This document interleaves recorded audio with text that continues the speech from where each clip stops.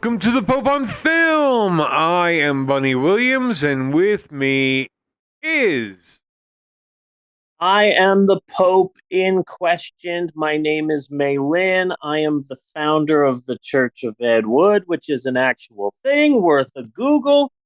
It is episode 436 of the podcast. Take two. We tried it last week. We had some sound issues. Now we are back and ready to go. yes, Very excited for this episode. We're going to be talking about professional wrestling and serial killers and the Geico cavemen yes. Okay, and the Statler brothers. I heard And something recently about the Geico caveman, and I don't remember what it is, but it was okay, cool. okay, Bunny. Before we start, you know, we're you and I are close. You know, Yes, we're very good friends. We we we know each other really well. What I'm trying to say is, if you were an alien gorilla, yes. you would tell me, right?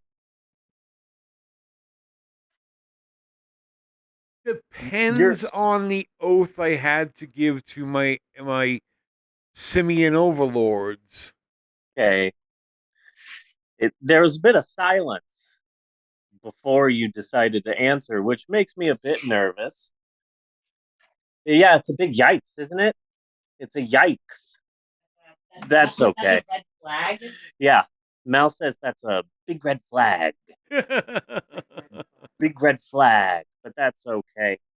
Uh, I haven't gotten the most sleep. Natasha and I stayed up until like 3:30 in the morning, just Yeah, enjoying each other's company and uh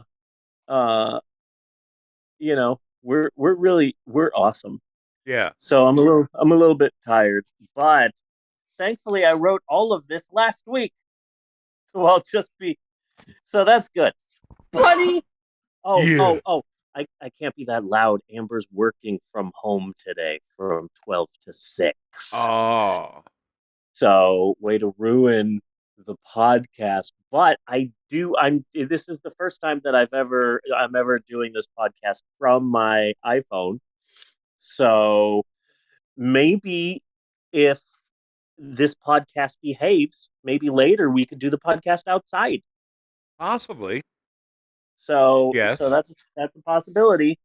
So let's just behave and do the show. Bunny, Yes. I want to talk about professional wrestling for a while here at the top of the show because the world of professional wrestling has undergone a seismic transformation lately. The main story is Vince McMahon is out at the WWE and his daughter Stephanie is now co-CEO Yes.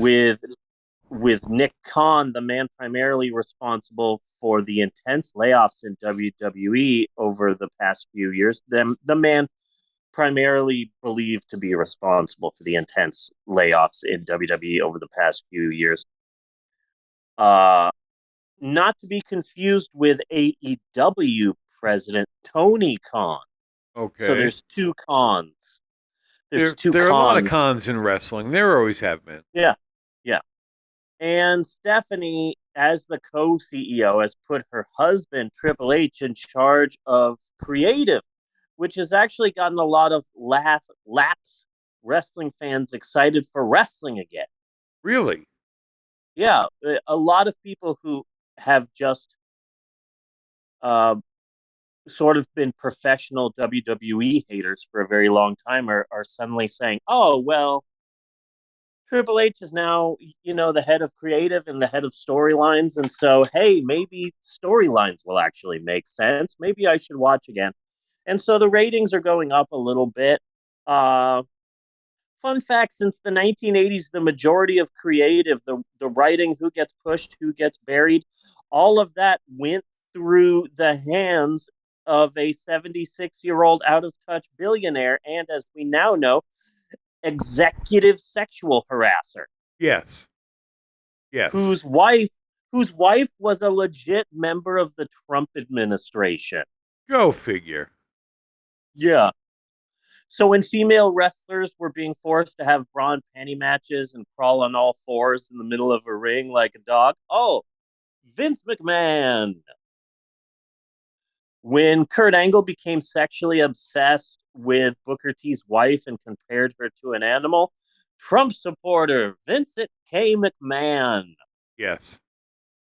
When the Black Lives Matter protests were happening, and suddenly the WWE debuted a faction called Retribution.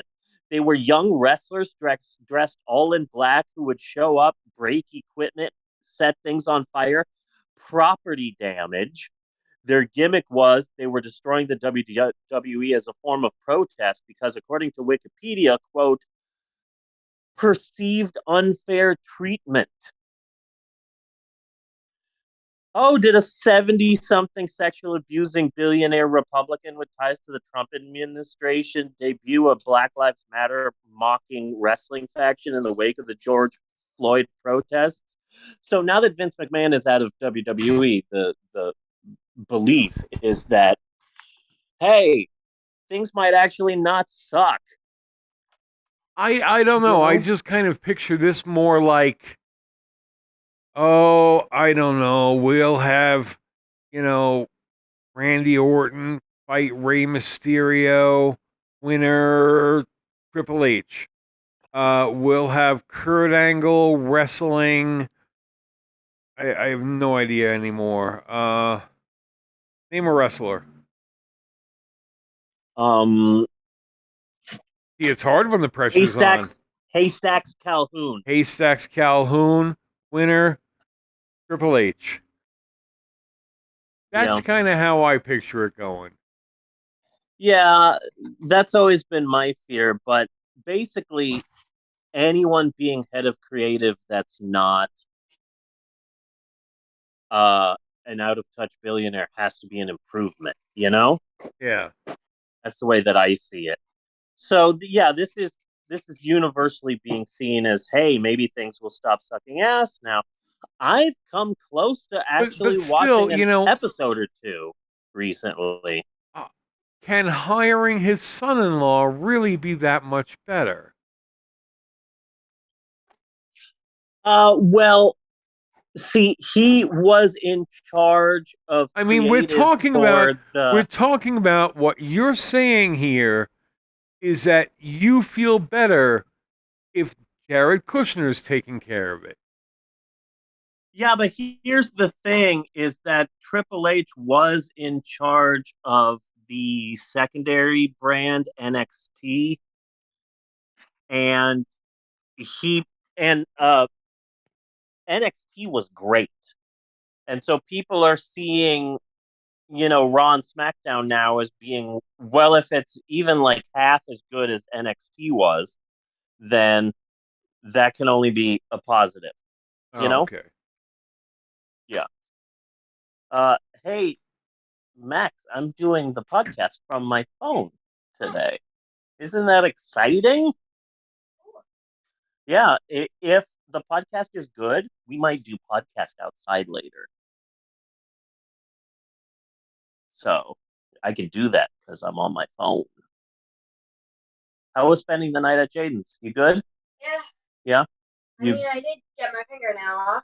Or my fingernail off. part of your fingernail got ripped off? Well, you never cut your fingernails never get cut, and so you've got Wolverine claws.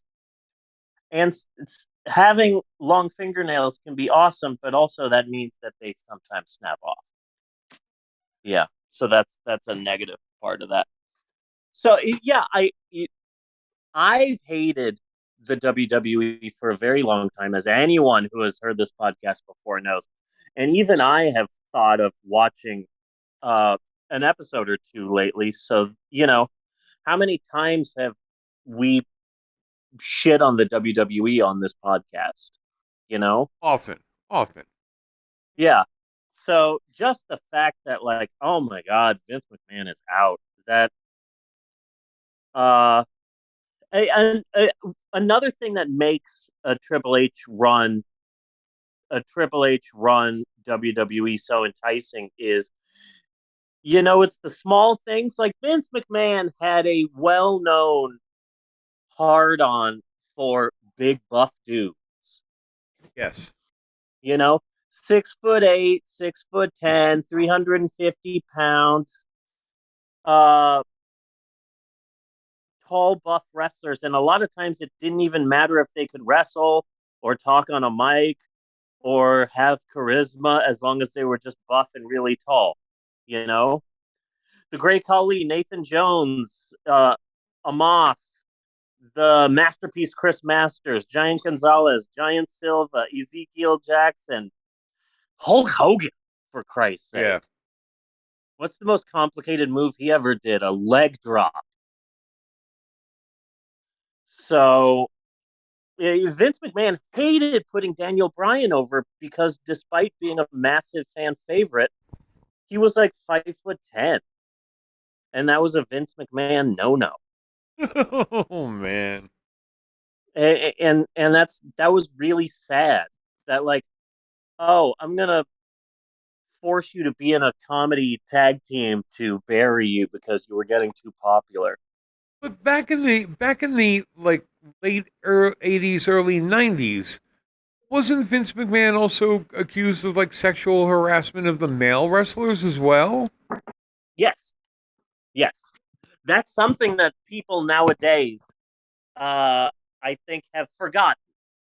But yeah, that was always the rumor, was that you did things for Vince McMahon to get yourself pushed Yeah. in the WWE, was always the rumor that I had heard. So now with someone else in charge, maybe normal sized people will get a push for once, like Ricochet. Well, I think it had Okay? come out. I think it had come out when the organization was being investigated for steroids or some shit like that. Steroids. Yep. Vince McMahon has Because I such remember there was an actual court case, yeah. and the sexual harassment wasn't really like, it wasn't about that, but it like kind of came up at that time. Yeah. Yeah. So maybe normal sized people will get like a push for once, like Ricochet, aka Lucha Underground's Prince Puma. Yes. He's one of the he's one of the best wrestlers out there, and the WWE have just been sitting on him, and I think that that's a crime Yeah. because he's an incredible wrestler. But he's a short, incredible wrestler, so we're not giving him a push, and uh, so it, the general consensus is that good times are ahead for the WWE. But ultimately, though, Vince McMahon leaving the WWE, I believe, in the long run, really spell bad news for AEW, All Elite Wrestling, the WWE's main competition, because they have been gaining. One of the footholds that AEW has had is that they have been gaining new wrestlers who are fleeing the toxicity of the WWE.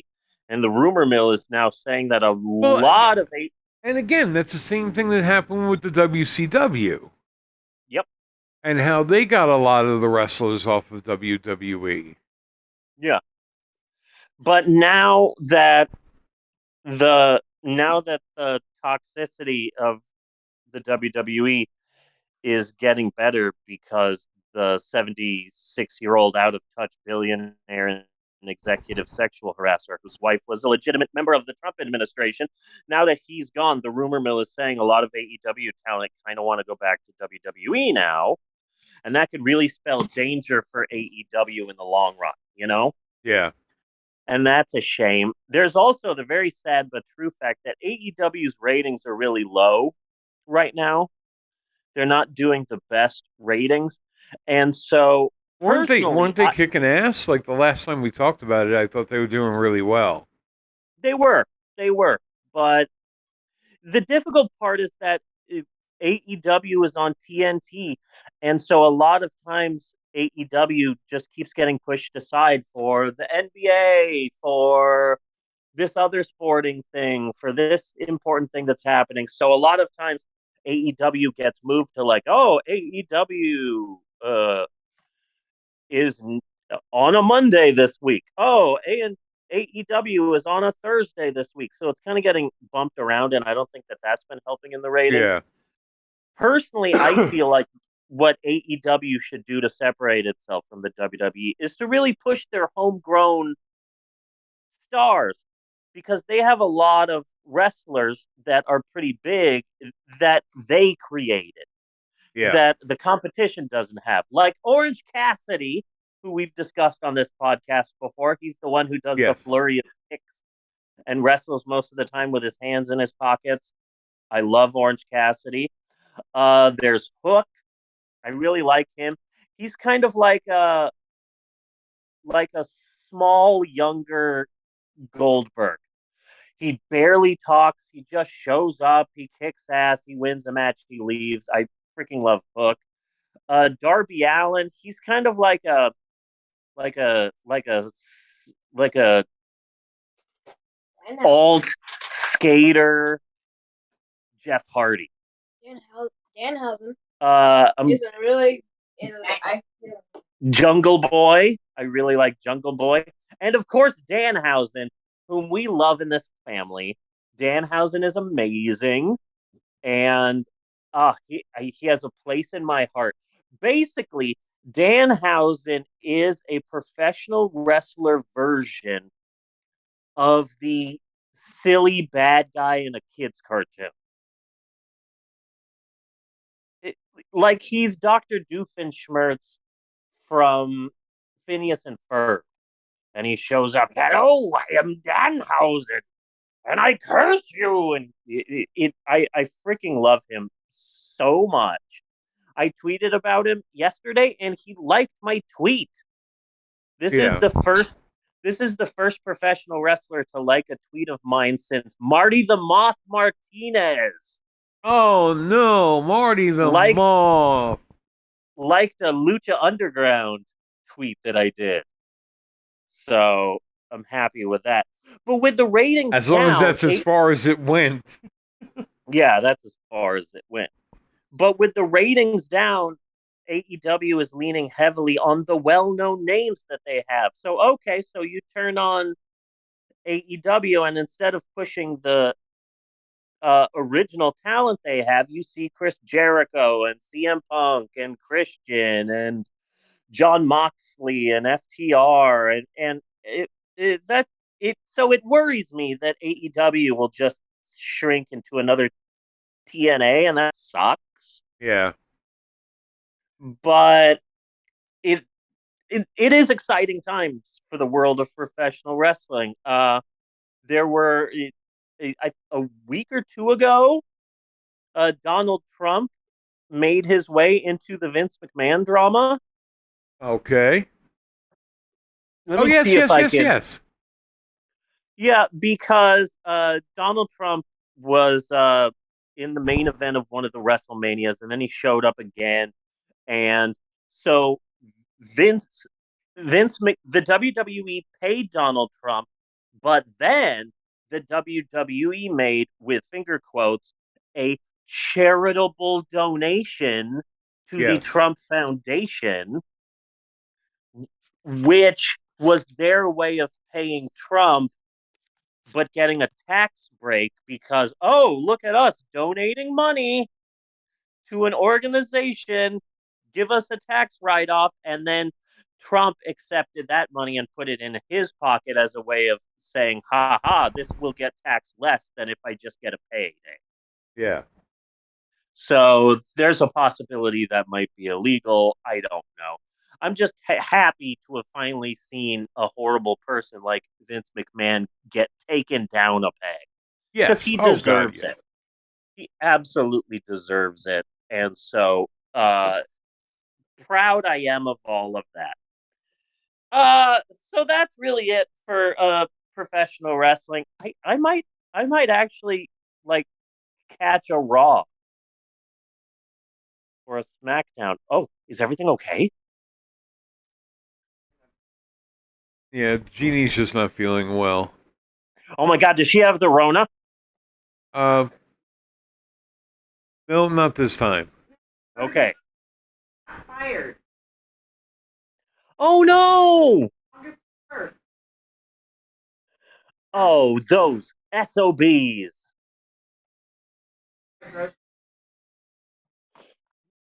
Man, Bunny's gonna have to sell himself again. Again, yeah. Bunny, hit those streets.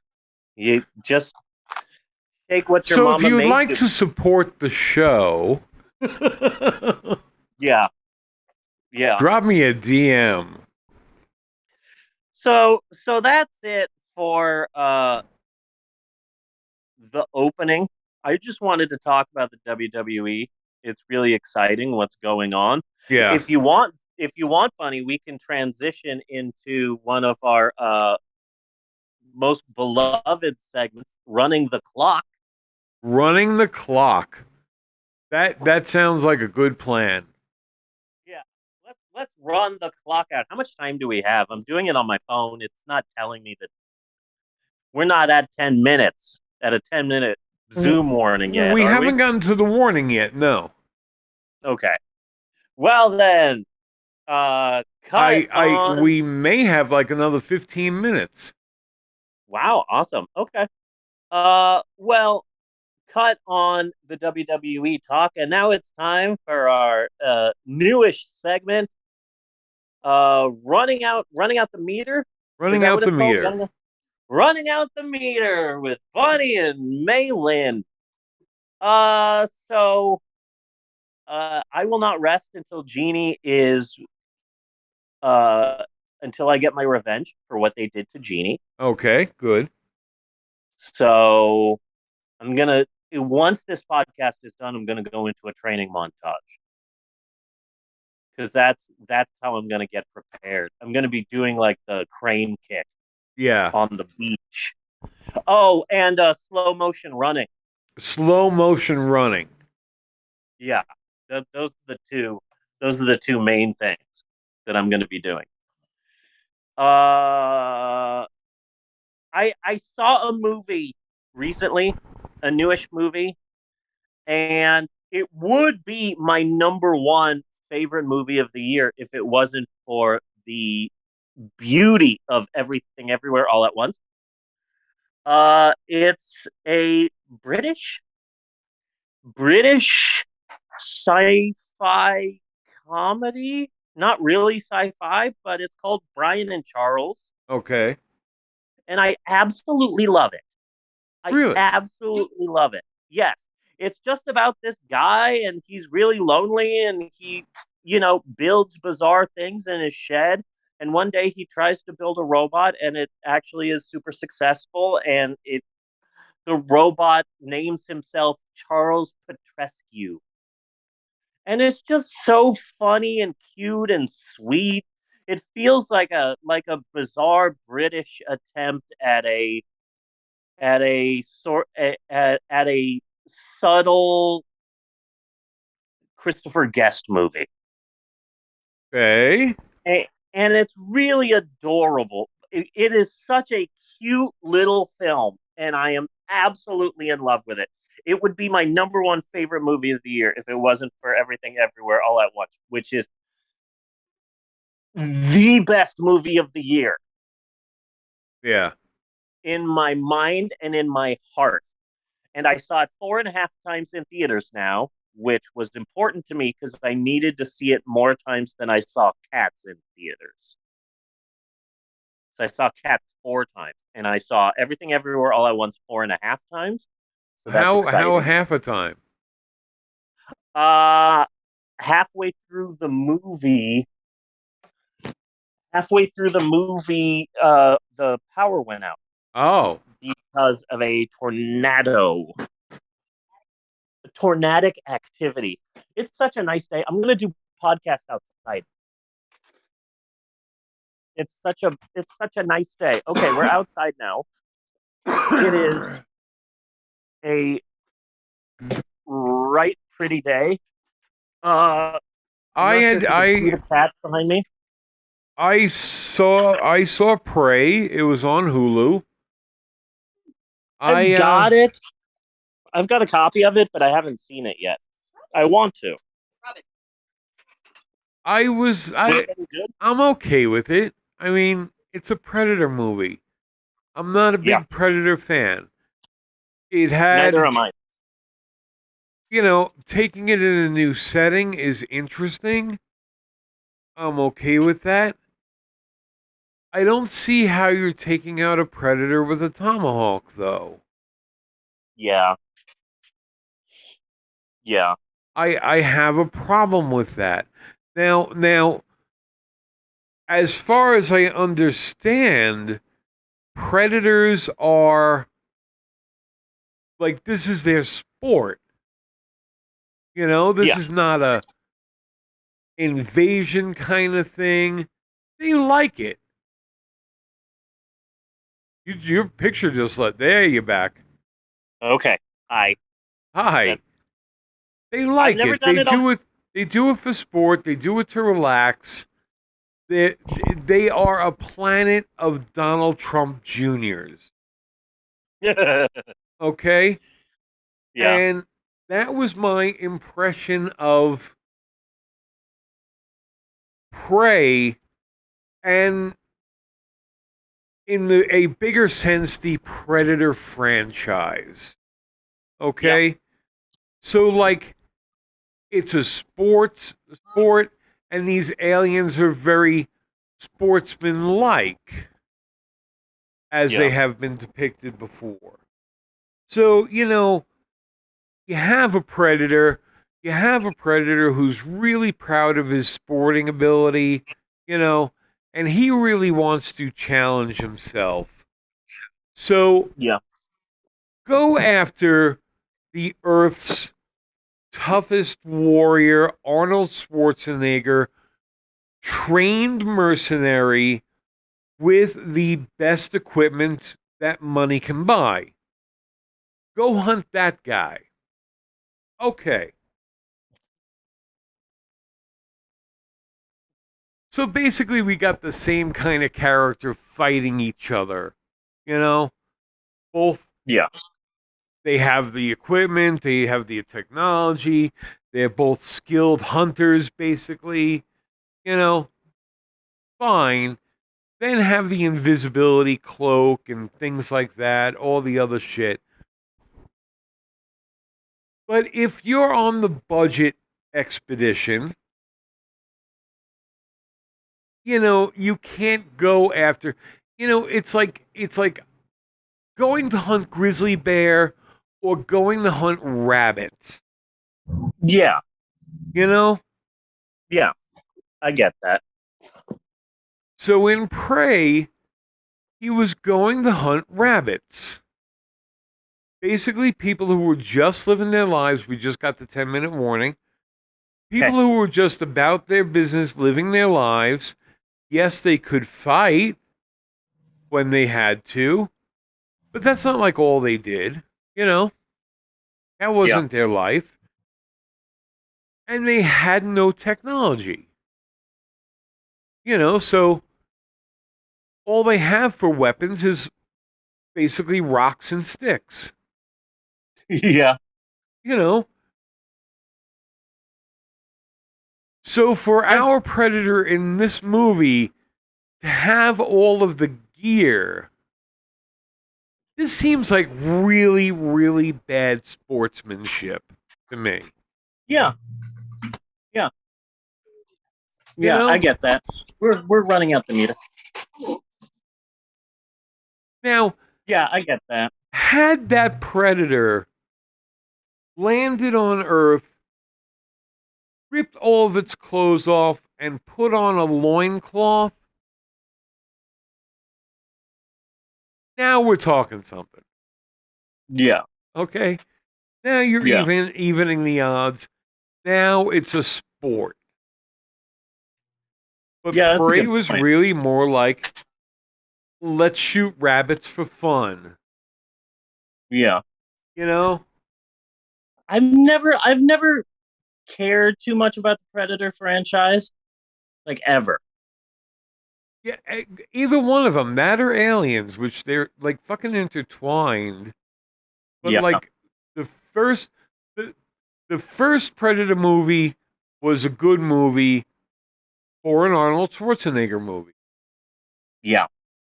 You Yeah. know, I mean, like that's the best I could say about it. It was like, yeah, it was a pretty good Arnold Schwarzenegger movie. Oh, I The know first kindergarten. two Aliens were very good, Yes. I thought, and then right after Yeah. that, I just didn't care anymore. Mm. I was looking at stuff. What, you weren't a huge fan of Prometheus? No, Shame. Yeah. What a shame. So I've been on estrogen and a testosterone blocker for tomorrow will be 9 weeks. great. How is that going? What is the Uh, update? Well, next month I will be having another meeting with my gender affirming specialist, Yeah, and they said that they expect uh, everything to be fine enough for them to up my dosage of both of the medications. So that's good. So by this time next month, I'll probably be taking even more estrogen and even more of a testosterone blocker. Everything's pretty good.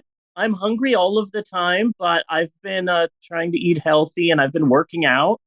I yeah. have been jogging a lot. In fact, Jogging I there is or a just walking? yeah, there's a 5K walking slash jogging. There is a 5K race that is happening in my town in the beginning of October, and I think I'm going to be in it. I'm pretty sure I'm going to run in a race. You really want to do that? I absolutely do. I have to combat the estrogen. It makes me want to eat all of the time. And I Oh, is already that it? lost so much weight. I already lost so much weight that I my body just because I'm growing two new body parts right here on my chest. Yeah. And so I'm eating constantly and I'm trying to work out and walk and jog and be healthy in order to combat that. I can see myself getting heavier and I don't like that. I can tell you that all of my equipment still works. Hooray! I'm just afraid of Everything is working. I'm just afraid of you turning into your dad. Yeah, that's what I told my wife. I said, I want to run in this race, but let's just forget I ever had a father You're until this race you're is breaking done. up a lot. Huh. Okay. You're like lagging Let out a me lot. try and move. Yeah. Let me try moving somewhere else.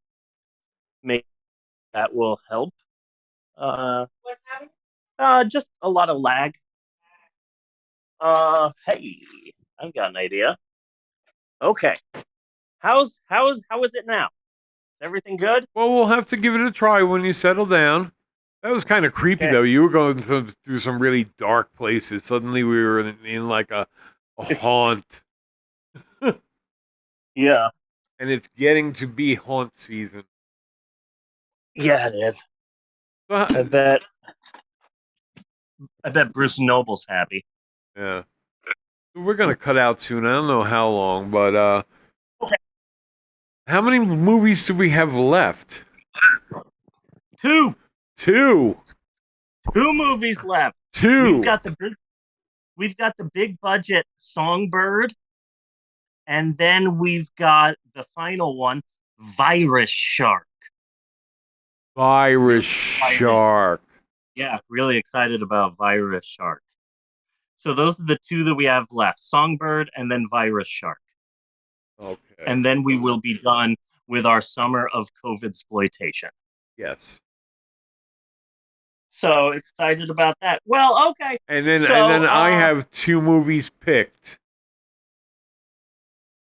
and I will for surprise you later. okay, cool. Well, Cool, cool, cool. it would still be my birthday month. Well, not quite yet, but Yeah, no.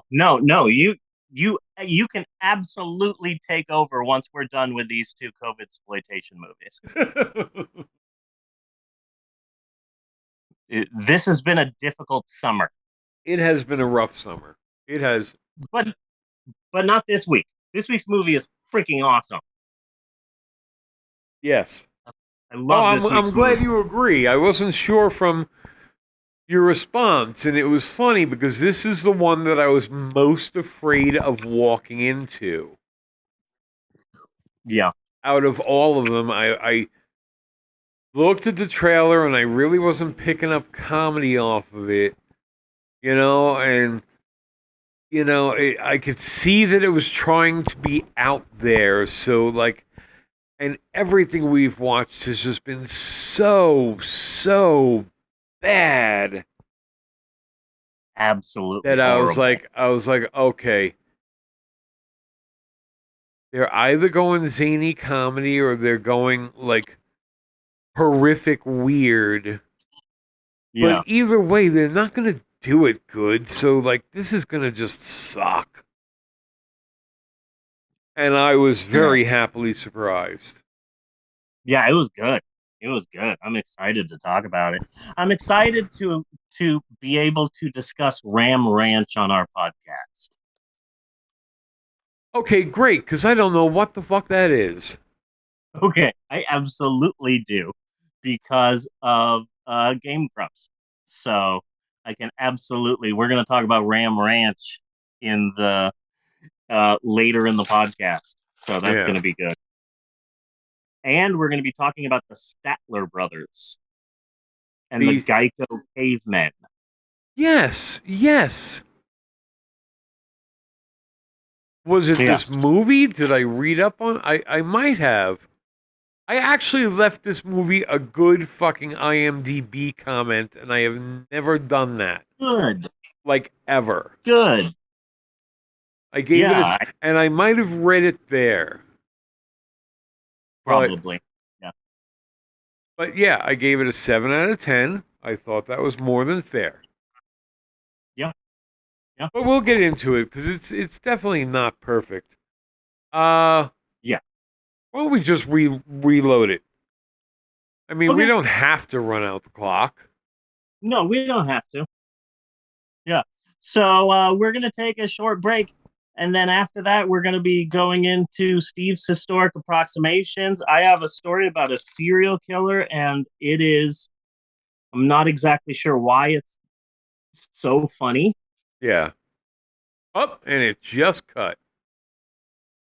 How about that? Guy?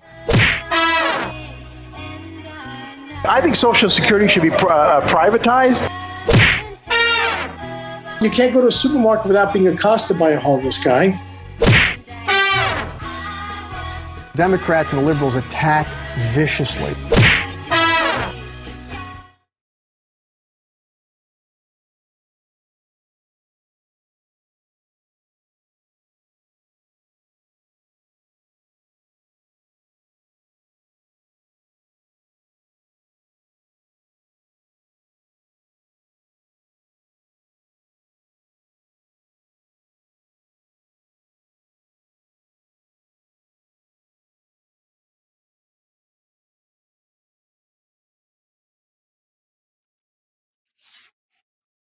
Yeah, I will take over. Start time. Not if I have anything to say about it, Skeletor. We will fight to the death. Or, gentlemen, may I suggest a second option? What if we all enjoy the great taste of Sugar Crisp? Can't get enough of that Sugar Crisp, Sugar Crisp, Sugar Crisp.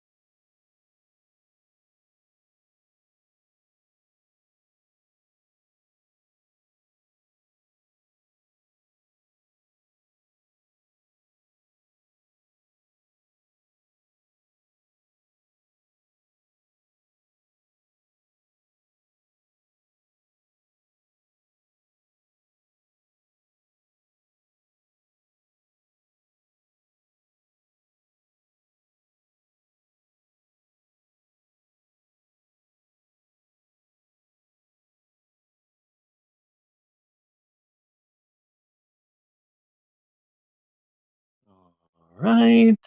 And we're back with more of the Pope on film.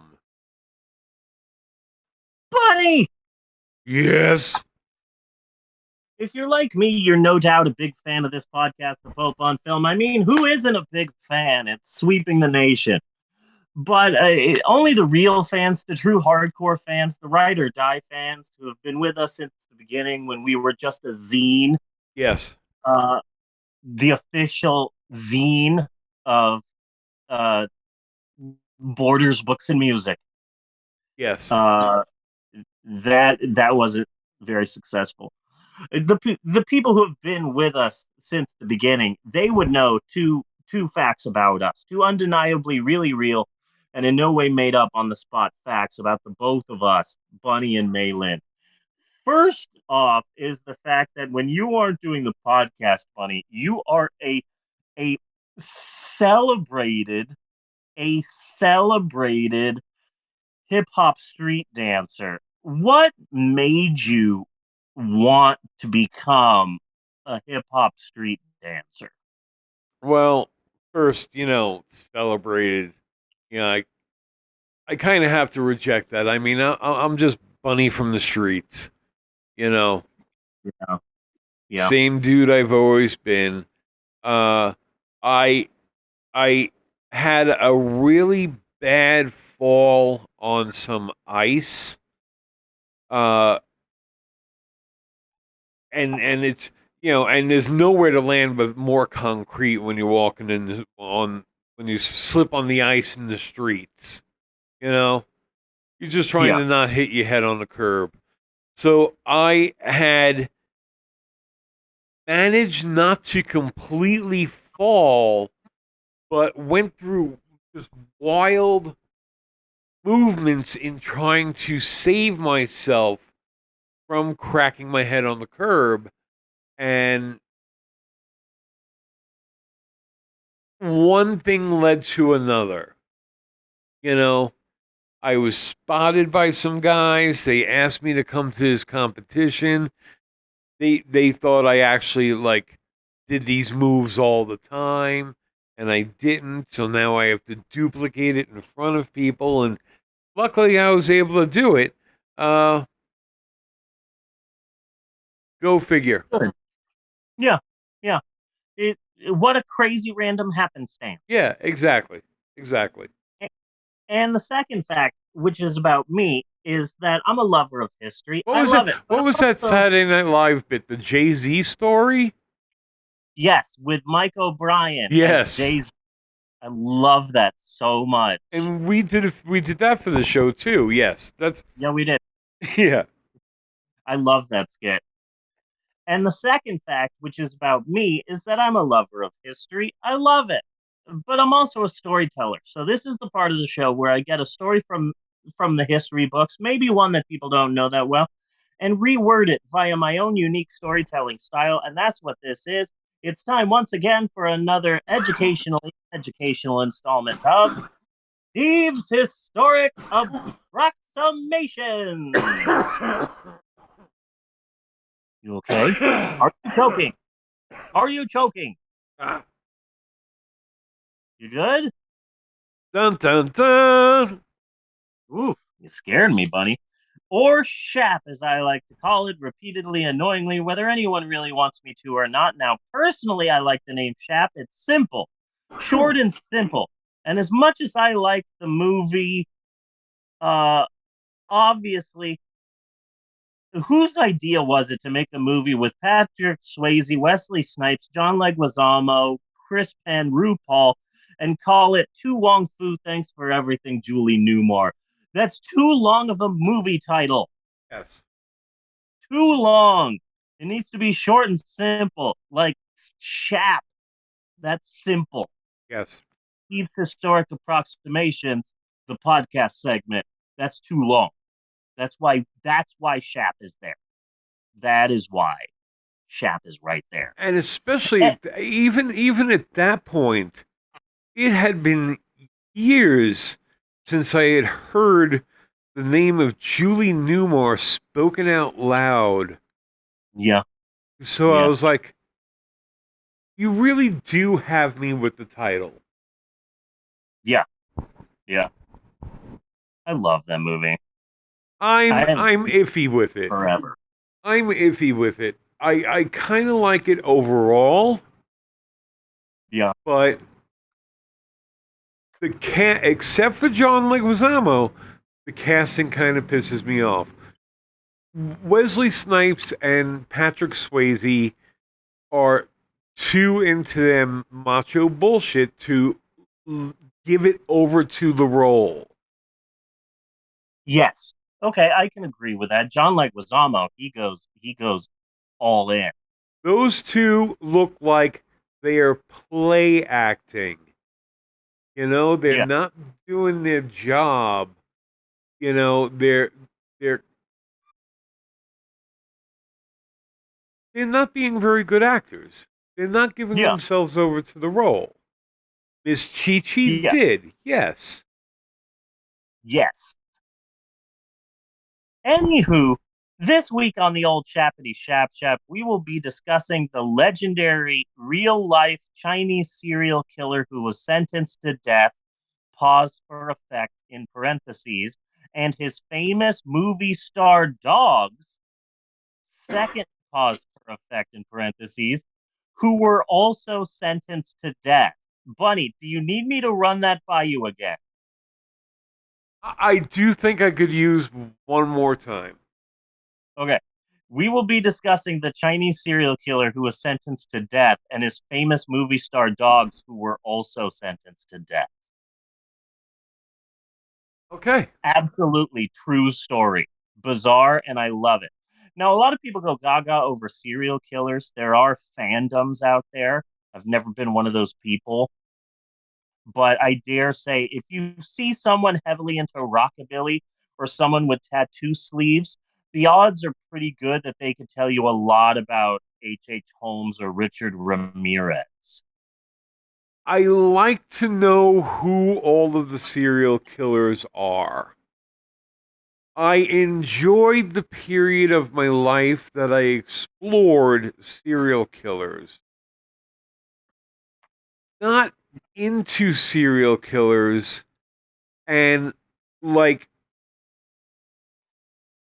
that dive into the shallow end is more than enough for me. You know what I mean?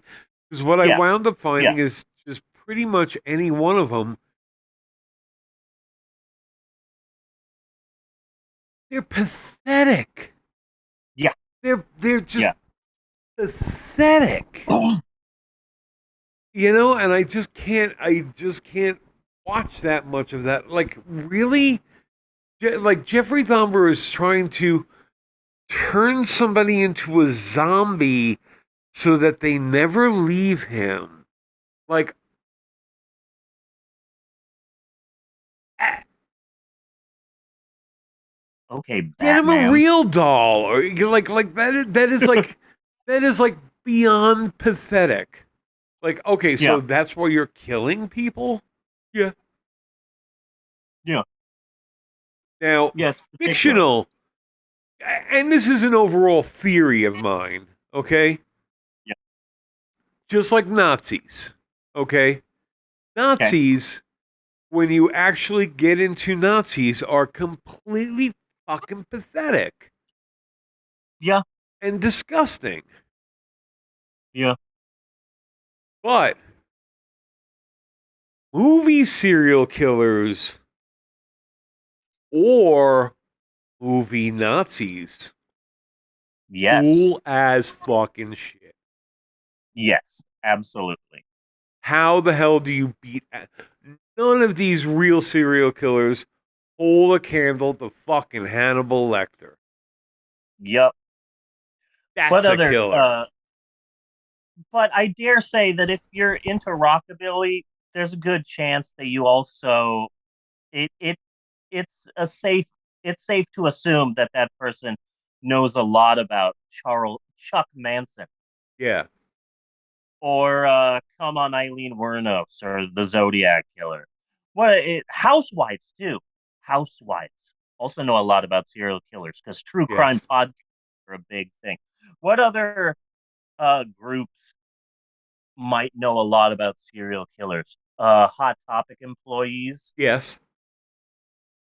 I can't think of any others, but because we're ignorant Any Americans, any emo, most yeah, goths in general. yeah, and I'm not sure why, but also Alanis Morissette. Yeah, yeah. Yeah. But because we're ignorant Americans, we usually just focus on American serial killers, but there are other countries who have serial killers too. I've always personally been fascinated by Fred and Rose West, the married couple who killed at least 12 people. Their stories super fucked up. Uh, I it, I like and then of course I'm not going to get into Fred and Rose West because that would be an Elmer McCurdy sized shaft. I'm not familiar with them. Oh, look them up on Wikipedia. Even just reading the Wikipedia page for them is fucked up. Yeah. Really fucked up. I, I I'm assuming that there have been serial killers in Canada, but I like the idea of like a really polite Canadian serial killer. Yeah. Hey, so if it's all right with you, I'm gonna kill you now. Okay, okay, that's fine. Can I get a Molson's before you kill me? Oh yeah, sure. So the serial killer in question for today's shaft was named Cheng Peng. He was born into privilege. He had money, but he had a bit of an I can do whatever I want sort of American Psycho meets Me, You Madness thing going on. Side note, remember Me, You Madness, Bunny? Yes. Holy shit. That was The the form, Steve Mnuchin one, right? yep.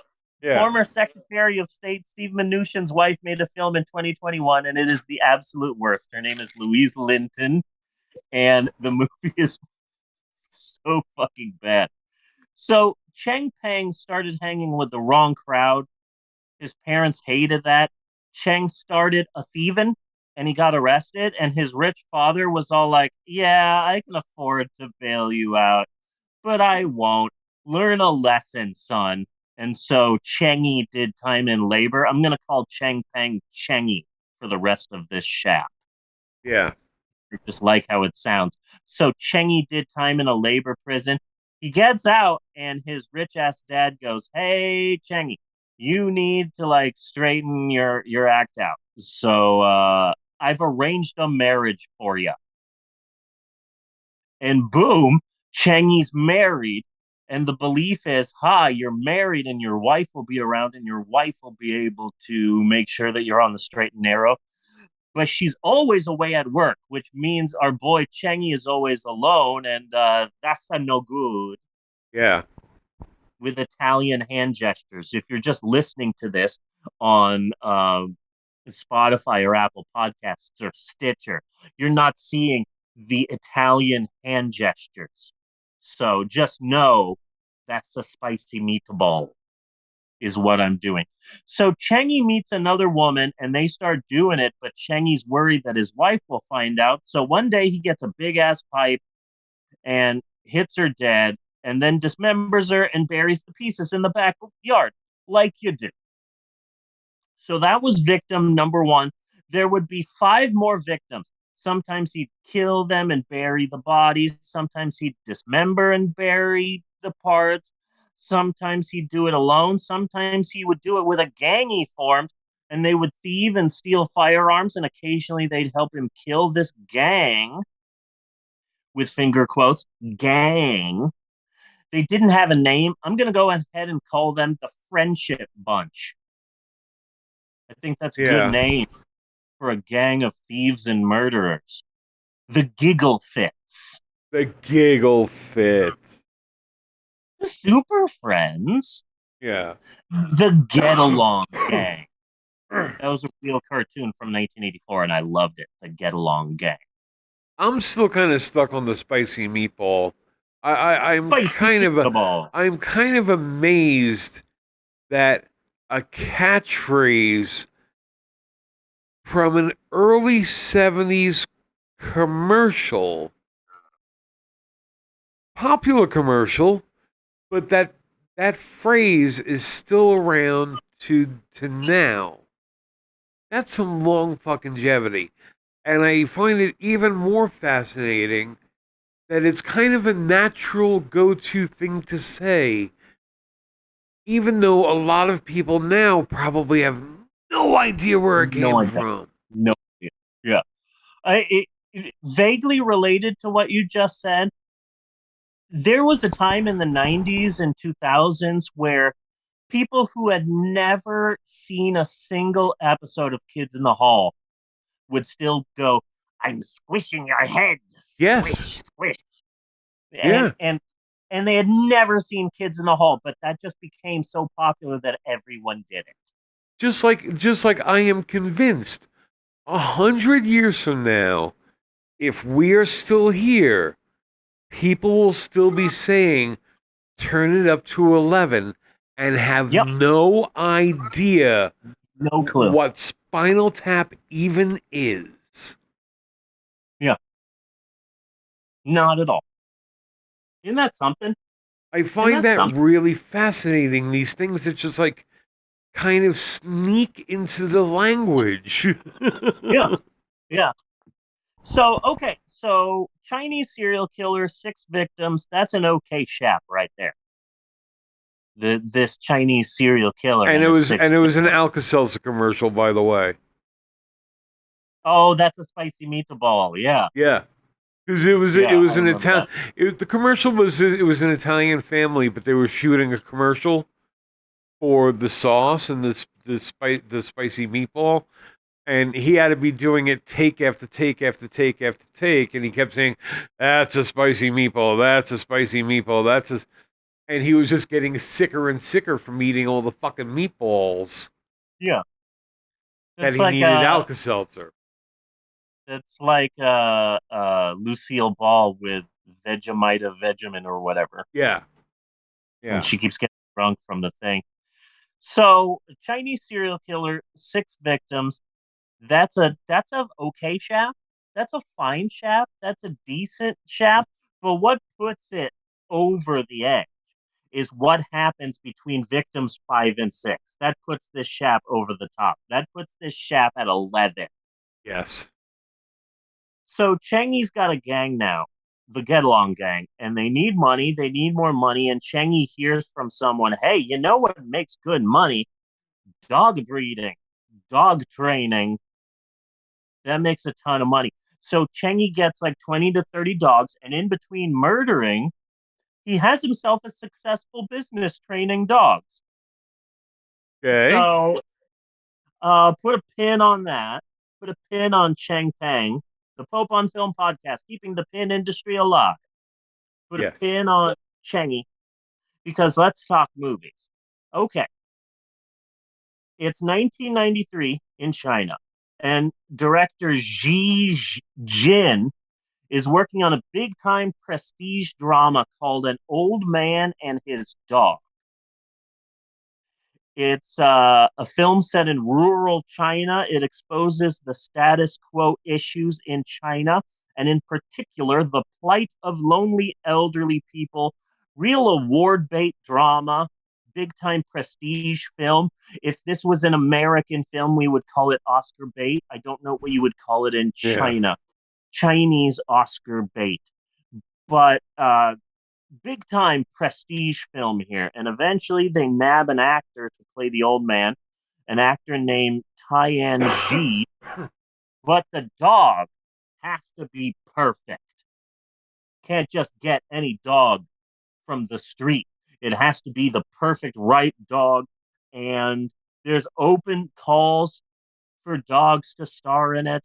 There's auditions, but the director is mad picky. No, no, no. The dog is at the center of the film. The drama, the sadness, it all rests on this old man and his dog. This dog has to be perfect. And then someone else comes to him, "Well, hey, Mr. Director, I do have an option. Apparently, there's a guy in town and he trains dogs." So the director goes on down to visit the Get Along Gang, the Giggle Fits. Mr. Pang, we want 4 of your dogs to star in our film. We will pay you handsomely. What do you say? And our boy Chengy goes, only if I get a part in this movie. Okay. And that is how a legitimate serial killer and his dogs were featured on screen in a Chinese drama. This Yes. murderer's dogs starred in the film, whereas Chengy himself was cast as the star's body double. So in the 1993 Chinese film An Old Man and His Dog, whenever you see the star from behind, like riding a horse, that's a serial killer. Yeah. And it's like, oh, I'm about to kill my 6th victim, but first, I'm wanted on the set. Sure, the son of Sam killed a bunch of people, but was he also in the outlaw Josie Wales? No, but No. there was a serial killer whose name escapes me, who was a contestant on the dating game. That is true. I think was it that handsome one that everybody loves. Might have been Bundy. You thinking Yeah. Bundy? Yeah. He's considered handsome. He looks weird to me. Yeah. Then there was that time that John Wayne Gacy was in Annie Hall. Yeah. Yeah, his line was, "These pretzels are making me thirsty." That was his big line in Annie Hall. Okay. And let's not forget Jeffrey Dahmer's amazing turn as the star of the Milagro Beanfield War. Yeah. So, when it comes to serial killers, advantage Cheng Pang, advantage Chengy. He Yeah. made it into a movie. So the movie, An Old Man and His Dog, comes out in 1993. Huge hit in China. Massive hit.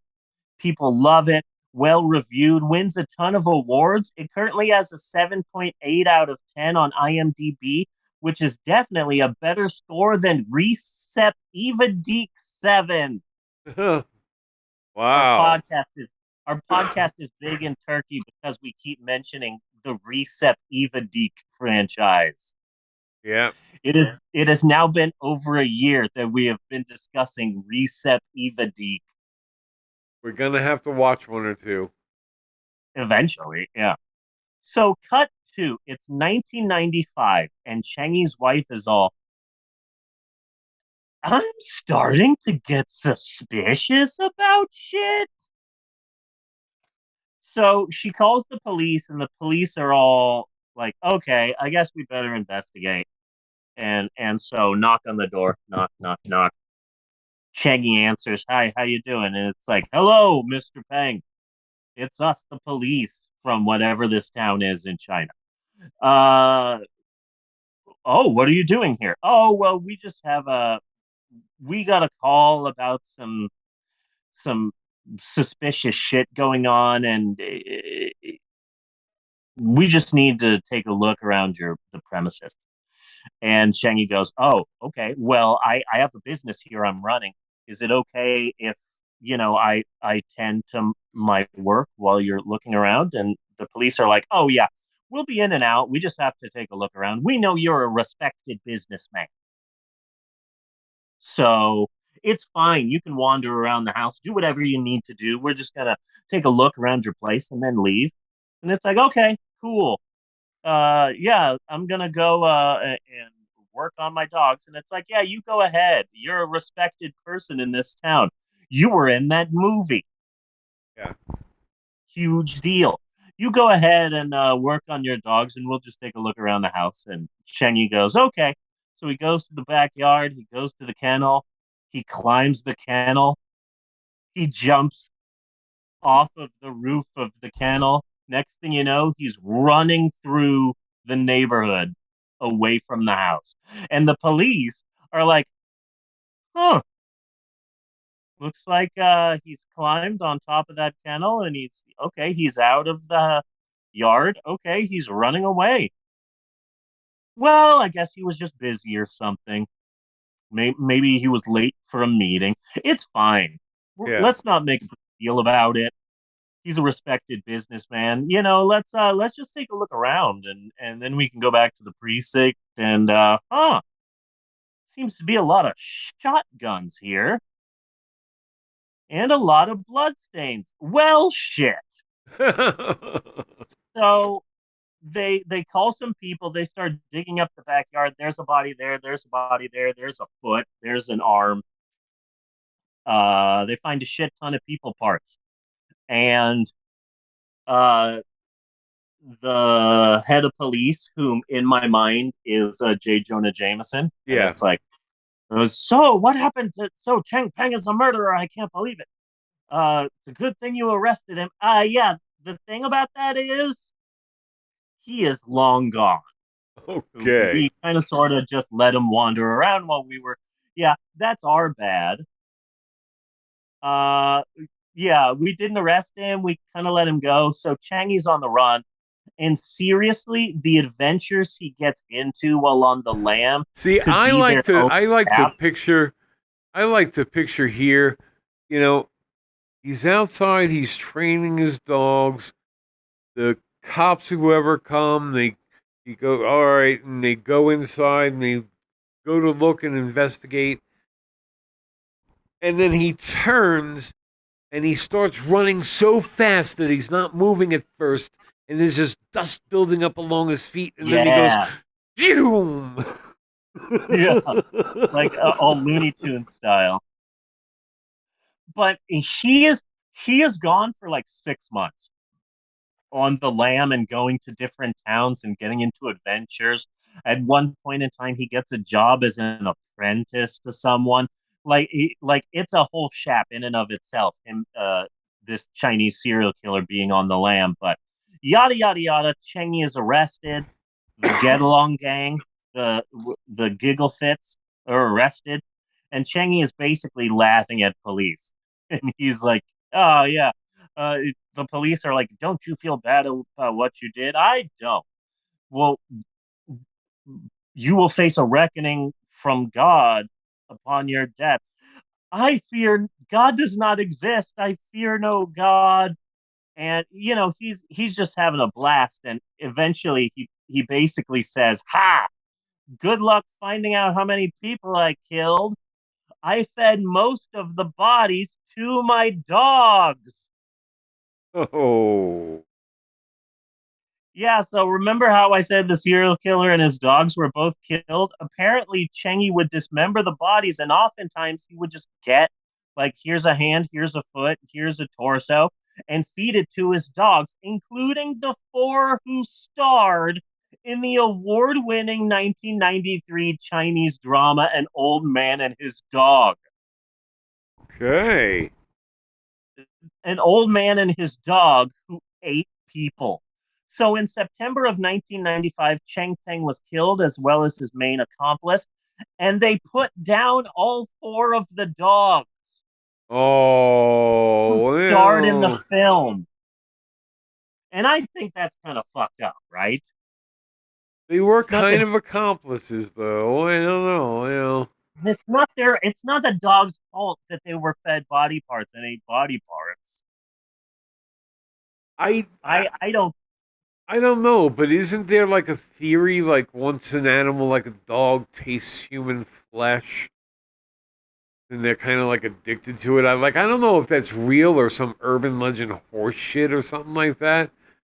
What was the name of the movie where they put humans in cat food and cats start attacking people? Real shitty Oh, movie. I don't know. Was that just Corpse Grinders? I That's think it. it was It's the Corpse Corpse Grinders. Yeah. Grinders. Yeah, it's the Corpse Grinders. Love that stupid movie. And so here's this award-winning Chinese film. Not only is there a serial killer in it, 10-minute warning. but dogs that ate humans starred in the film. And so, even though the movie was an award-winning drama, the Chinese government banned the film for over 20 years. Wow. only recently allowing it to be removed from the Disney vault. Isn't that something? Yeah. That is fascinating to me. This is an award-winning film. It's like if we learned that uh one of the little people from The Wizard of Oz Yeah. had Todd Browning's freaked a woman. Say that again? It I was thinking like, hey, what if the Munchkins from The Wizard of Oz pulled a freaks on some woman? A Todd Browning's freaks. They all got Yeah. together, the human torso and Johnny Eck and the pinheads, and they made Yeah. a woman into like a bird person. Well, rumor has it that those were some tough ass munchkins. I never saw that, or maybe I did, and I just don't remember it. That movie Chevy Chase did about the Munchkins. Over the Rainbow with Carrie Fisher. Yeah. Yeah, I maybe I saw it and I just forgot it, but man, that movie was a trip. I I think. saw it I, not too long ago.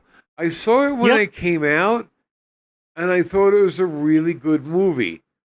Uh, I found it really entertaining. I thought it was funny and all that. And I watched it not too terribly long ago, and I was like, eh, Yeah. like I it's okay, but overall, just eh.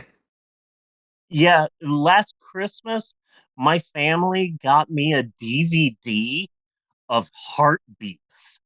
Oh wow, And it's like I saw that in theaters when it came out, and I was super young, but I saw it in theaters, and I do not have the heart to open up that DVD and watch the movie. I, I, from everything I've heard, don't. Because I remember liking it when I was Pleasant like three, memories four. are too hard to find. Yeah, yeah. I don't think I can watch it now. Like, I am Uh, so sorry I've ever gone back in as an adult and yeah. tried to watch an Elvis movie. Yeah, I yeah, used to fucking love the Elvis movies when I was a kid and thought he was literally cooler than Fonzie. He was the only one who was cooler than Fonzie yeah, yeah. was Elvis. And oh my god, like I even tried watching Blue Hawaii, which is the one that has his biggest critical acclaim, and it's just like, oh, I can't do this. Clam bake, gonna have a clam bake. And I really, really think that a big problem with it is that these movies are so fucking white.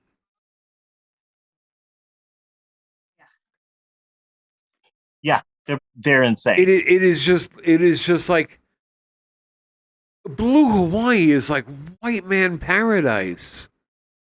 Like Yeah, rich men from the dole industry, and it's just, yeah. oh. So that's it for Steve's So if historic you have a approximation. childhood memory, leave it the fuck alone. Yep, absolutely. I am fine with that. I haven't watched the Never-Ending Story since I was in my 20s. Yeah. I have no interest in watching that movie again. Oh, maybe I hate it already. Okay, never mind. So that's it for Steve's historic approximations this week. I like the idea of a serial killer accidentally making it into a movie in between murders 5 and 6.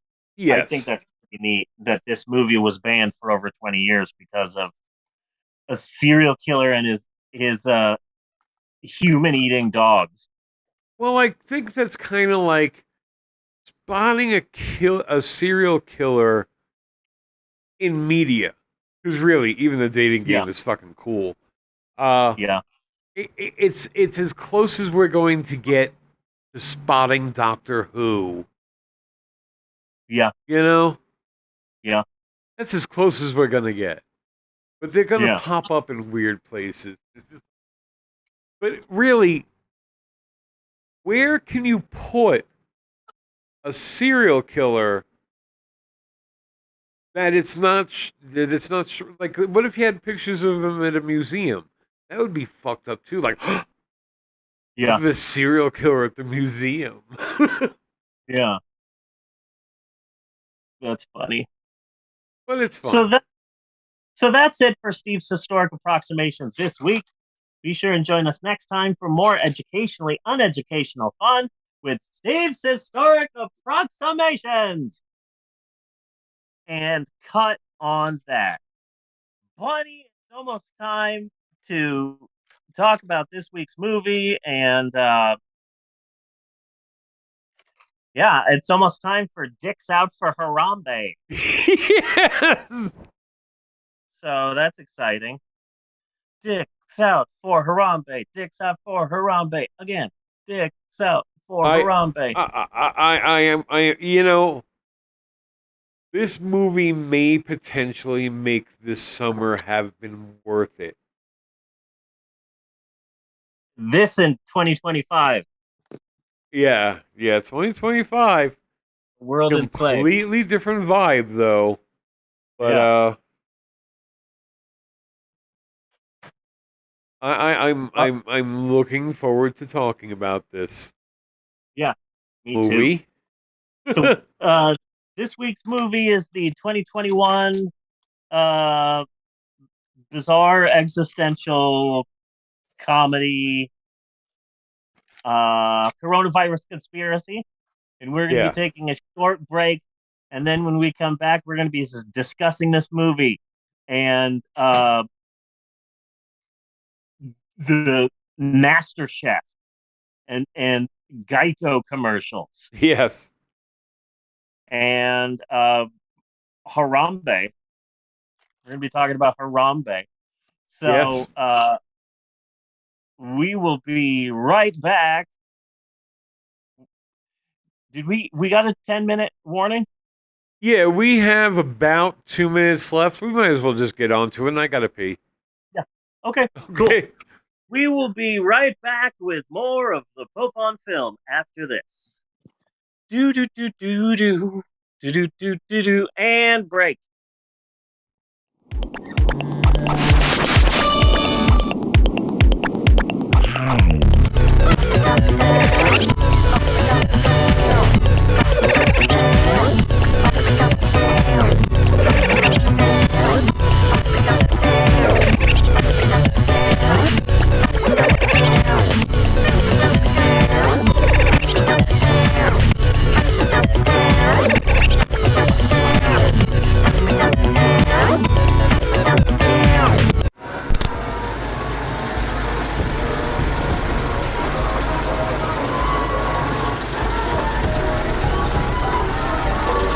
If you really want to hear about it, the first thing you probably want to know is where Bob was born, and what Bob's lousy childhood was like, and how Bob's parents were occupied, and all before they had Bob, and all that other David kind of Copperfield kind of shit. But Bob doesn't feel like going into it. If you want to know the truth.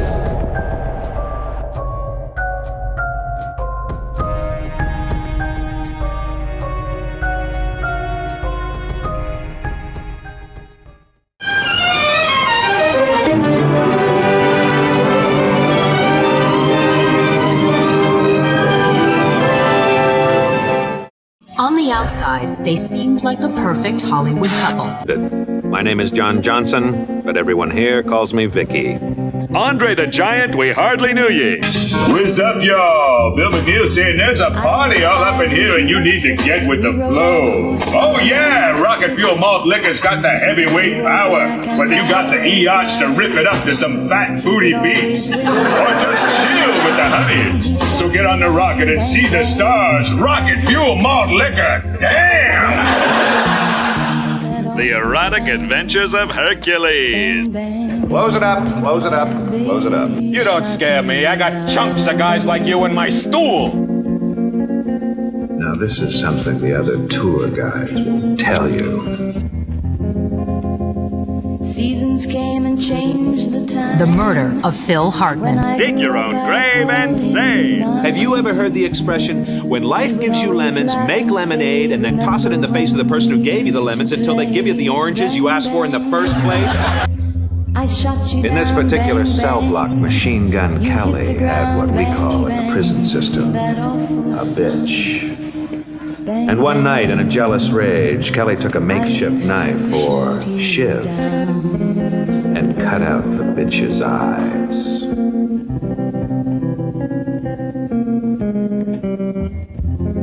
Did somebody say sassy? People sang just for me. This way to the cafeteria. Shem Howard, today we mourn a stooge. Bryn pointed the gun at Phil and fired 3 shots. Fire! I should want to cook him a simple meal, but I shouldn't want to cut into him, to tear the flesh, to wear the flesh, to be born unto new worlds where his flesh becomes my key. And as if this wasn't enough retribution for Kelly, the next day he and 4 other inmates took turns hissing into the bitch's ocular cavities. That's right! I never thought of that one! Oh, women! No, women! Women! Dames! Women!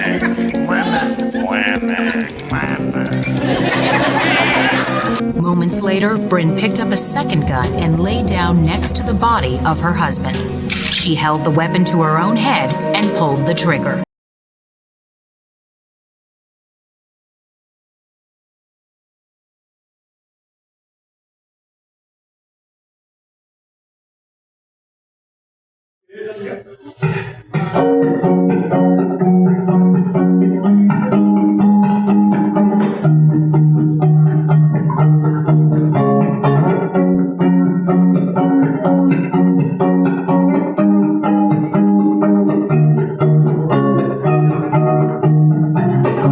Was alive when I met you. Am I anymore?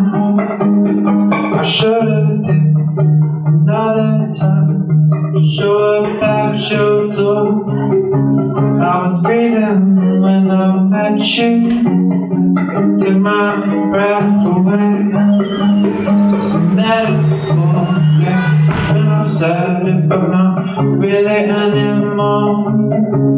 And not so much I'm angry, I think I'm insecure. I met 1,000 people like me, I was just one more. And now every time I see you, it makes me wanna cry. But when we get broken, crashing from the sky, and all the wells are empty, our cups have all run dry, and there's nothing left to steal from me. I've got nothing left to hide.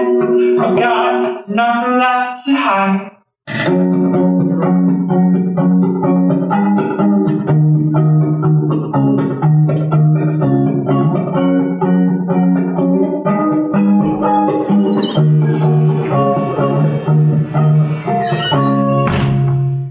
Said you cared about me, why I wasn't sure. Could've sworn you said exactly what I was waiting for, but words I guess are empty. These petals on the floor. But love me, forget me.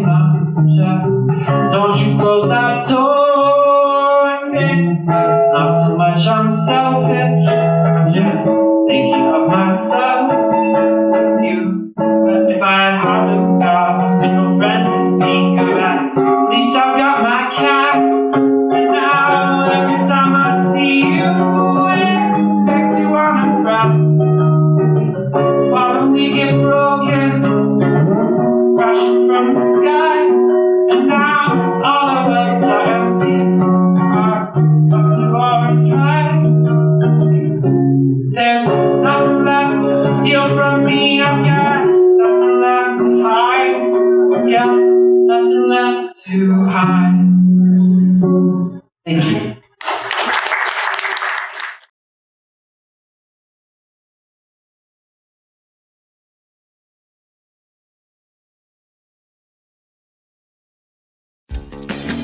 Are you an evil supervillain in need of a nameless army? Then come on down to Nameless Henchman Warehouse. We are North America's leading supplier of nameless, characterless thugs who all somehow know Kung Fu. Plus, since they're characterless, it doesn't matter when they die in battle, and that is the Nameless Henchman Warehouse guarantee. Do you need an army to storm a mystical castle? Do you need a henchman to steal pages from an ancient tome? Or do you just want to defeat those pesky Ninja Turtles once and for all? Then come on down to the Nameless Henchman Warehouse off of Route 9 in Maine next to the Chicory Dump. New Henchman Warehouse. We send bad guys to death. A picture you won't ever forget, because it touches the full spectrum of the bizarre, the forbidden, the twilight areas of a life destined to be spent in shadow and agony. The screen may never again relate to this subject matter. It will certainly never again approach this treatment. Oh, you know all about them, huh? You don't even know their names. Now get them out of here. Look, Paul, why don't you just go on to bed or something? I promised to have them out of here first thing in the morning. But I'm not taking them back on that road this time of night. Billy, I don't want to be unreasonable, but you know what happens to you when you get around women. And it must never happen again. It ain't gonna happen, Paul. I'm gonna go fix them something to eat, and I'll show them to their rooms. A child's world robbed of joy by a secret conspiracy of suspicion and fear, dwelling like a lodger in the mind, insinuating its presence into every heartbeat, holding a black light to the dreams of childhood, forcing the will into blind canyons of loneliness and despair. A stolen life, pawned to a godless oblivion.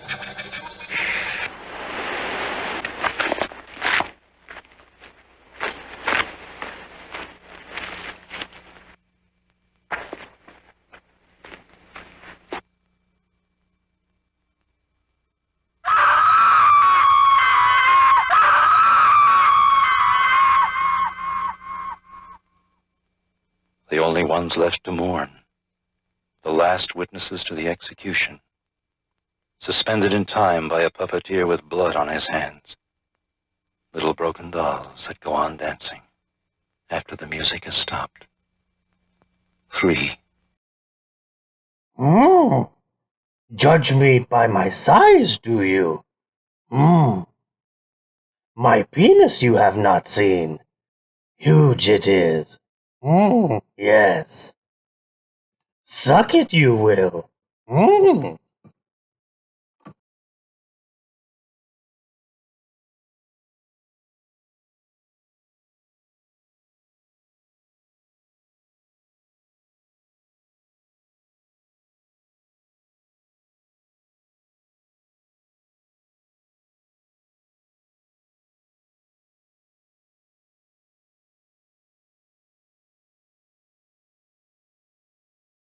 So long.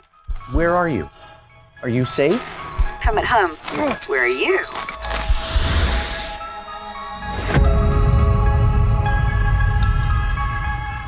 Swab?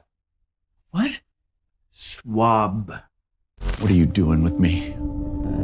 There's a virus, Zookeeper. I'm keeping you safe. For now. You tell me what's happening right this second. Wrong question. You want to understand everything? Why don't you let me ask you some questions, huh? Where did it all start? Tell me your crimes! Confess your crimes! You think this was the Chinese government or something, that they released this on purpose? I didn't do anything! Confess, Zookeeper, confess! I need to think bigger, you know? Where do you think it all began? Come on, all of it. Confess! Confess! Confess! Confess! It's all happening for a reason. Whatever you're doing, stop. Just let me go. Let me out of here. Get back! Get back! Get back! Get back! Get back! Get back! Get back! Get back! Get back! Get back! Get back! Get back! Get back! Get back! Get back! Okay! World's gonna end. You can't kidnap somebody just because there's a safer at home order. Have you forgotten who has the gun here? I'm a hero! That's what I am! What the I don't want to be in here anymore. Tough shit.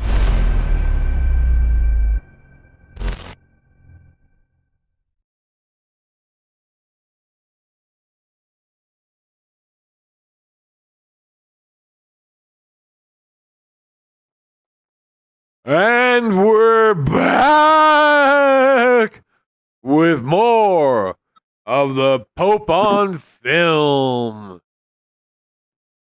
It's time, Bunny. I was a little late for break, but I'm sorry. It was Oogie Loves on a meat hook, and that was the exact amount of high for that to come up right That's then. awesome. Yeah. Yes, Bunny, my friend, it is time once again for all of us here at the Pope on Film podcast to ramble on to the second half of the show. And it is said second half wherein we finally and eventually get around to discussing our all-natural, non-GMO, all-organic movie of the week. And this week, we continue our summer-long look at hastily-made COVID-exploitation films with a look at what is no doubt the fucking weirdest one that we have seen yet. Yes. Our seventh Corona-themed B movie, the 2021 existential comedy, Coronavirus Conspiracy. Yes. Horrible name for a film. I was worried about it because with the title. It's the same as everything else in this whole fucking genre. It's just a gotcha title to get you into the movie, and pretty much the same with coronavirus itself. This movie is not about the coronavirus. Not at all. But before we get into it, let's bust out some stats. 2021 film written and directed by a guy called James Sunshine. Yes. This is his only feature film. He's usually a producer and a story producer. He has worked on MasterChef, Big Brother, Hell's Kitchen, and WWE's reality show Total Divas. Back when noted sexual deviant Vincent Kennedy McMahon wanted women to be pretty instead of actual wrestlers. Yes. Which one's MasterChef? I don't know. I don't know if I've ever seen any like cooking reality shows other than SNL skits. Well, there was the Iron Chef. I never saw that. I saw some of what? What was it, like Hell's Kitchen or something? That one where Gordon Ramsay goes around like into restaurants. Yeah, the one where Gordon Ramsay tries to save restaurants. I have accidentally seen a couple of episodes of that. I can't stand that guy. Yeah. This is fucking stupid. Yeah, I don't like that guy. Yeah. So, okay. So, coronavirus conspiracy. There's basically only two people in this whole movie.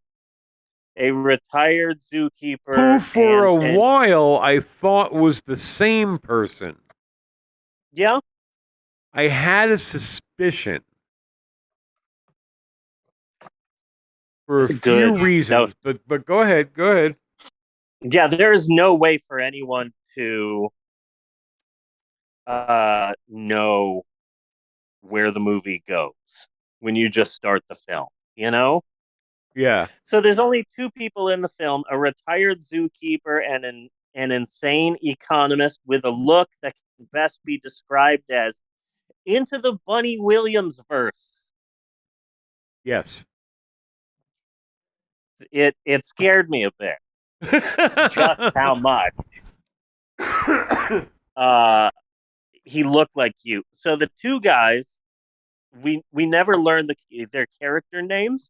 They never say it. No, they're just the ecologist and the zookeeper. Yeah. So I would be remiss if I didn't mention this. The two guys who are basically the only two people in the movie, they're both the original Geico cavemen. Both of them? Yes, from the commercial, Oh. not the TV show. From the Cool. commercial. They were the two Geico cavemen, and James Sunshine also did a lot of commercials. I believe he did the Geico cavemen commercials. And so these are basically his two buddies. They made a TV show based on a Geico commercial. Yes. 15 episodes made in 2007 before being canceled in 2008. It went from commercial to TV show. During SHAP, I mentioned a TV show from the 80s called The Get Along Gang. Yeah. It was a series of animals that were originally created solely for kids' greeting cards. Yeah. So it went from greeting card mascot to cartoon for kids. And that's about as weird as Geico commercial turned sitcom. I remember when Smurfs were just little cheap statuettes that were popular in my high school year because they had a lot of them, and they would have like you would find them in stationery stores mostly, and things like that. They would be on the counter, and you would have a sports Smurf, and you're in high school, you know people who are into sports, so maybe you'd get them a sports Smurf or a love Smurf or a Smurf for all occasions. That's fascinating. How And then odd. they became a cartoon. I was like, they're making a cartoon out of the fucking Smurfs? Huh. That is fascinating. That is absolutely fascinating. Like every generation has had something like that. You know, right then it was Smurfs, or if it's Beanie Babies, or what the fuck is it now? NFTs? Who the fuck knows? Or previous to that, there were those like stone statues that were plastic and had sand in them. And they would say things like world's greatest dad, all that kind of stuff, or I love you this much, or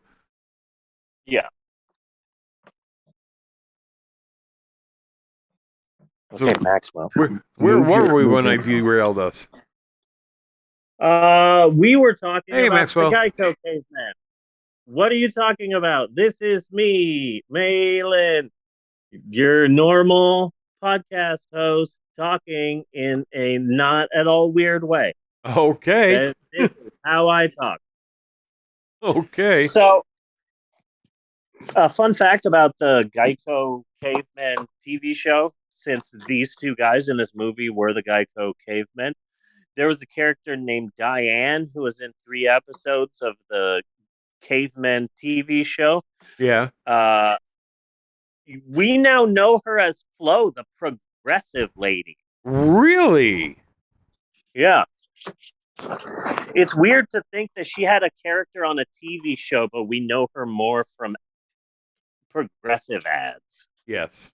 That's fascinating. What other bizarre spin-offs are out there? Bizarre. So like movie, like something that's like a TV show based on blank. Oh, I know. What? There is a Netflix TV series that's coming that's based off of The Odd Ones Out. Based on like that YouTuber's getting a TV show on Netflix? Yeah, he's getting a TV show on Netflix, and it's animated. Oh, I didn't know he was getting a TV show. That's awesome. I like The Odd One Is Out. Odd Ones. Pretty sure. Well, that's interesting. I found that out from watching a video of his, and he said it himself. Good job, Maxwell. 10 points to Slytherin. Certainly Pac-Man. Pac-Man? Yeah, that's one. Oh yeah, there's many. I don't know if we want to count things like, I don't know, He-Man or Transformers, things, but were basically commercials for toys.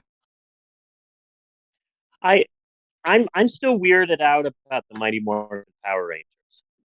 Oh, well, they're interesting. I still find it fascinating that like a company bought the rights to basically Mighty Morphin Power Rangers was a kid-friendly serious attempt at What's Up Tiger Lily. Kind of, yeah. Or Corona Zombie. That would be a better version of it. Bunny, according to the AV Club, I quote, everything about this movie screams pre-existing script retrofitted to incorporate the pandemic as a marketing gimmick. Your thoughts, good sir. Fuck yeah. But you know what? They deserve it. Yeah. It's a good script. It is. But, I mean, if you're talking about, like, what parts exactly would you think the original script would be? What tragedies would they follow back? Were they just able to add a tragedy to an existing script? Probably. I mean, that would be really fucking easy, but like, if it's about a series of tragedies, then adding one more, I don't see such a harm in it. I don't see it as much of a retrofit. Yeah. When I was watching a Saw. Was that you broke up a little? When I first saw it, the first 10 minutes of the film, I thought I was watching a Saw. I thought we were doing the Summer of Saw again. Well, since you bring it up, okay, there's a lot. I highly recommend everybody watch this movie. Okay. Yes, absolutely. I love this movie. It's a flawed movie. That opening was fucking horrible. You're in chains. How about a sense of fucking urgency here? For a good portion of the film, the lighting is just absolute shit. Yeah. For a lot of it, you're barely seeing the film. And that was just some bad acting. Oh yeah. You're in chains, and really, come on. Chain is not that expensive. Get some fucking decent chain. Yeah. What is that? Are you going to hang up a chandelier with that? Yeah. So this film was made during the thick of the pandemic. We're talking summer 2020. And while we're on the subject of the pandemic, if I ever have grandkids and great-grandkids and they say, what was the lockdown like? I'm just going to play the song Flowers on the Wall by the Statler Brothers. Okay. Because that song's from the 70s. It does a pretty good job of explaining lockdown life. Okay. Counting flowers on the wall, playing solitaire till dawn, smoking cigarettes, watching Captain Kangaroo. I had that on the Pulp Fiction soundtrack. Last night I Yeah. dressed in tails pretending I was on the town. Like, oh yeah, that's peak lockdown vibe. Yeah. Okay. Good call. Thank you. That I every time I hear that song, it ever since the pandemic happened, if I hear that song, it just hits differently. Because it's Yeah. like, oh yeah, that was me. That was me locked up, going insane, wearing a kangaroo outfit. Yeah. Anywho, this movie was filmed during lockdown, and you can freaking tell it's one of the most socially distanced comedies that I've seen since How It Ends, Yes. which I have loved so much. For anyone who is watching or listening, if you haven't seen the comedy How It Ends, we covered it in episode number 426. You really should go watch How It Ends. Yeah. It's amazing. And it was also a good episode And again, like I said, I walked in 6, and I was kind of afraid of this movie. which was okay. Oh, you froze up. Sorry. Okay. Froze up Okay, again. there you go. Okay, Okay. so like And my I mean, frozen even walking vest. in, I was kind of afraid of this movie, but and looking at the guy, the zookeeper, like he was really wearing too much rouge. And with the scarf he was wearing, I was like, are we about to get into some weird transphobic territory here? You know? I was worried that it was like an anti-coronavirus like propaganda film. That's what I was worried about. Yeah. Well, that with it, sure. Yeah. But then there were clear indications that he was supposed to be a man. I think he even said, "I'm a guy," for some reason. Yeah. You know, and I was like, okay. So why are you wearing so much rouge? So you actually hired a makeup person, or there was a makeup person for this movie who didn't really know how to do makeup for a movie. Yeah. You know? Absolutely. Because he clearly had too much rouge on. Yeah. And then it got me sort of thinking how radically different one guy looked from the other. Yeah. And I started and they never got close in frame when they were acting. Yep. One was 'Cause they always were to one socially side of the distanced. screen, one was always to the other side of the screen. Nobody walked behind the other one. Mm-hmm. You know? Yeah, I noticed all that. So I thought they were going to do some weird face-off thing where it was actually the same actor with both parts, and like, yeah, it's kind of a stretch now that I look at it a little more seriously, you know? But I was like, Funny, are you there? yeah. Did you cut out? No, I got you now. Oh, okay. Oh, we're traveling again. Yes. You look like you're gliding. I look like I'm what? Gliding. Oh, nice. So I thought they were going to... Okay. We're in my bedroom where the magic happens. Okay. So, my wife has one of those weighted blankets. I hate them. Yeah. I hate them. Absolutely hate weighted blankets. So I thought they were going to turn into the same person somewhere in the movie. That was one theory. The second theory is one or both are suffering from cabin fever due to the lockdown. Yeah. That's a good theory. Yet it turned out to be fucking stranger than that. Stranger than that. Absolutely and stranger. I appreciate it. Good job, movie. So the opening really sucked. Yeah. The ending was really pretty problematic. You can kind of tell that they didn't have the material for the full hour and 25 minutes. Yeah. You know, and they were really stretching it at the end. So it gets a little long in the tooth in the end, I found.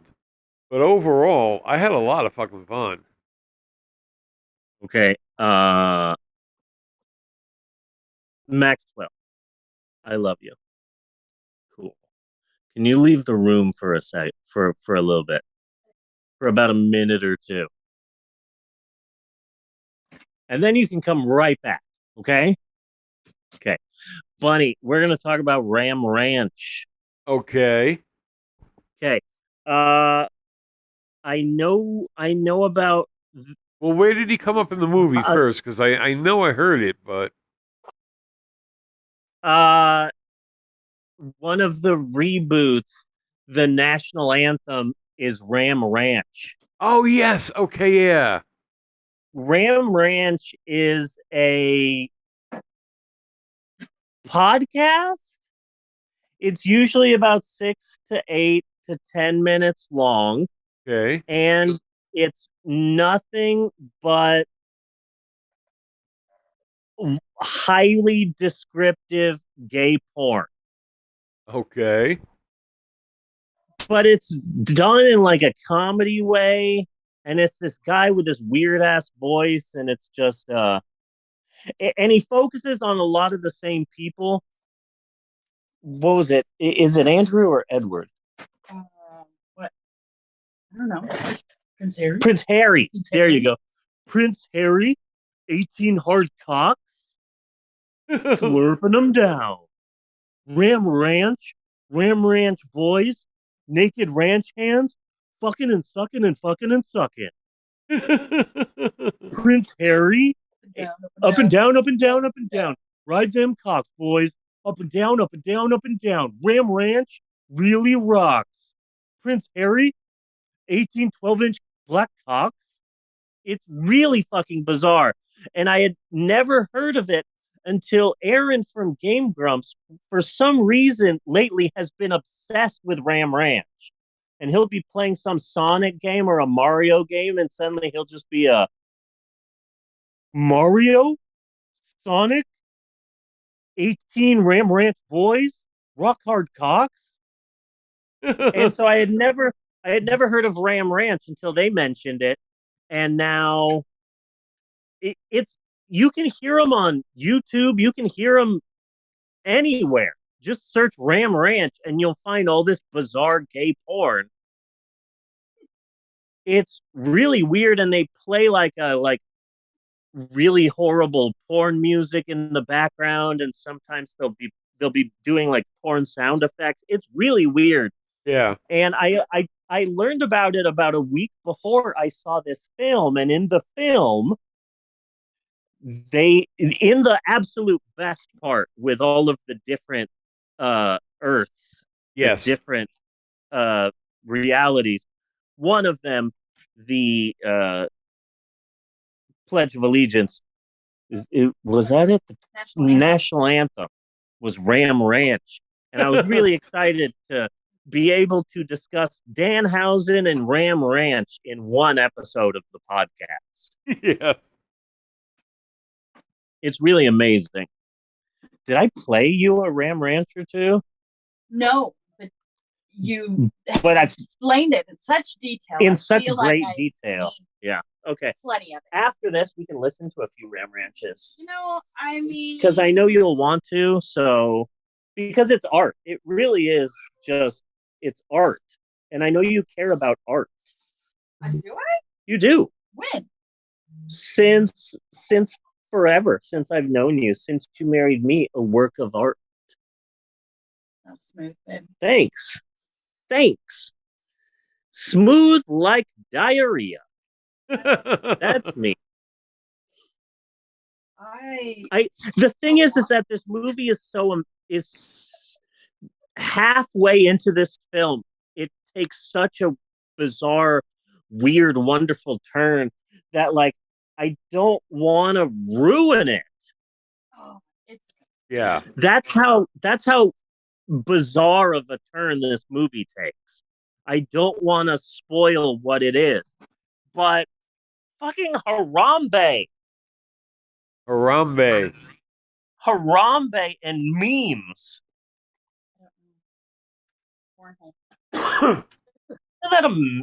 This movie is amazing. It is a very funny movie. It really hits a high mark in a lot of different spots. It is continually not what you think it is. I could say one thing that it kind of sort of is. Or would that be... Yeah, no, I don't think it would be too big of a hint. There was a movie called Nothing, which was a Canadian movie, which had the guy from Cube and later some of the Stargate TV shows. I forget what they were. And it was just him and his roommate who woke up in their... Well, they had a little house in the city. It looked correct. One of those strange little areas that still had houses in the city. I don't know if you've ever seen them, but this was a Canadian movie, and they opened up their door, and they noticed like the horizon was gone. It was just white. And as the movie progressed, the white started getting closer and closer, and it started eating up the house until it was finally the two of them in a completely white space. And it was called Nothing. I'm pretty sure it was called Nothing. But I'll have to look for that. You know, it's a great movie. This is the closest comparison to this movie that I can think of. Yeah, I think that if I could compare it, Comedy fantasy, 1 hour and 30 minutes. Corporate work with David Hewlett. 2003. So, initial release September 9th, 2003. My wife Googled it. 2003 comedy fantasy. Nothing. What's this? Your movie. The movie, Nothing. Oh. Nothing is a 2003 Canadian philosophical comedy drama. Wow. That's a lot. And it's rated R. It's rated R? Yes. This is Canada, man. This has again,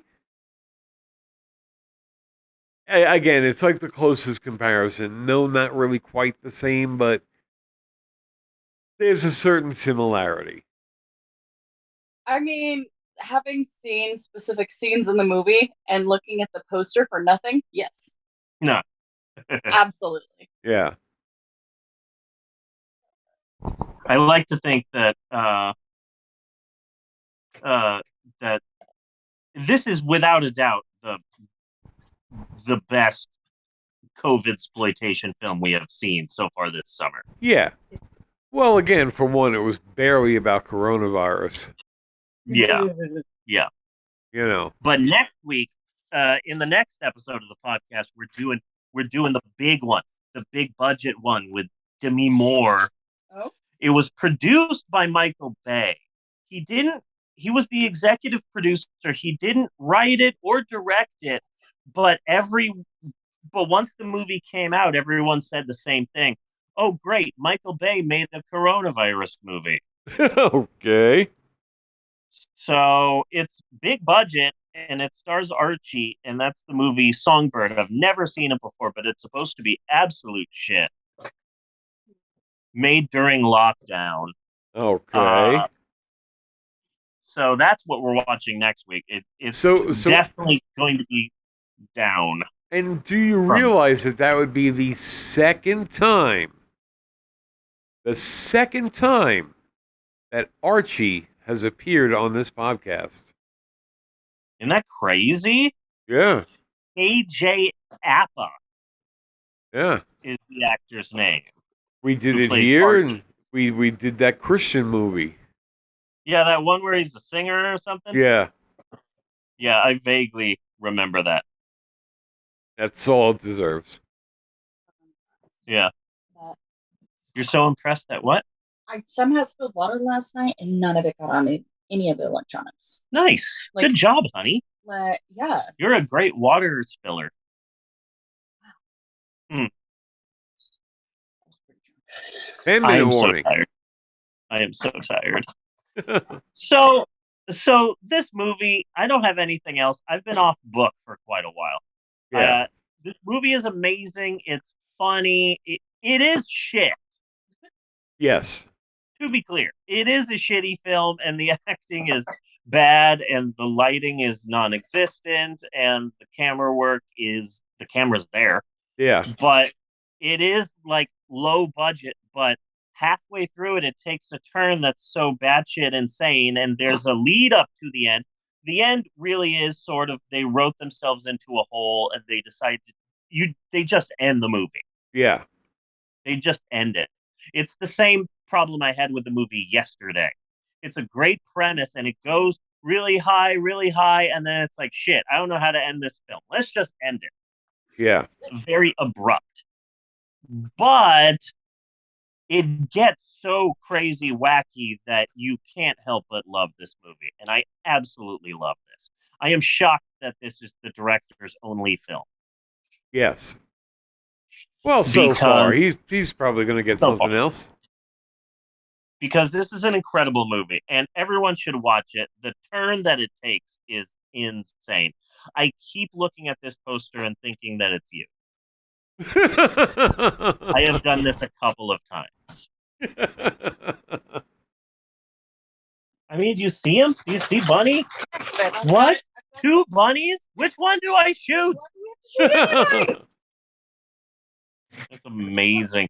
I'm currently, speaking of Canada, I decided that before I watch the new season of Kids in the Hall, Yeah.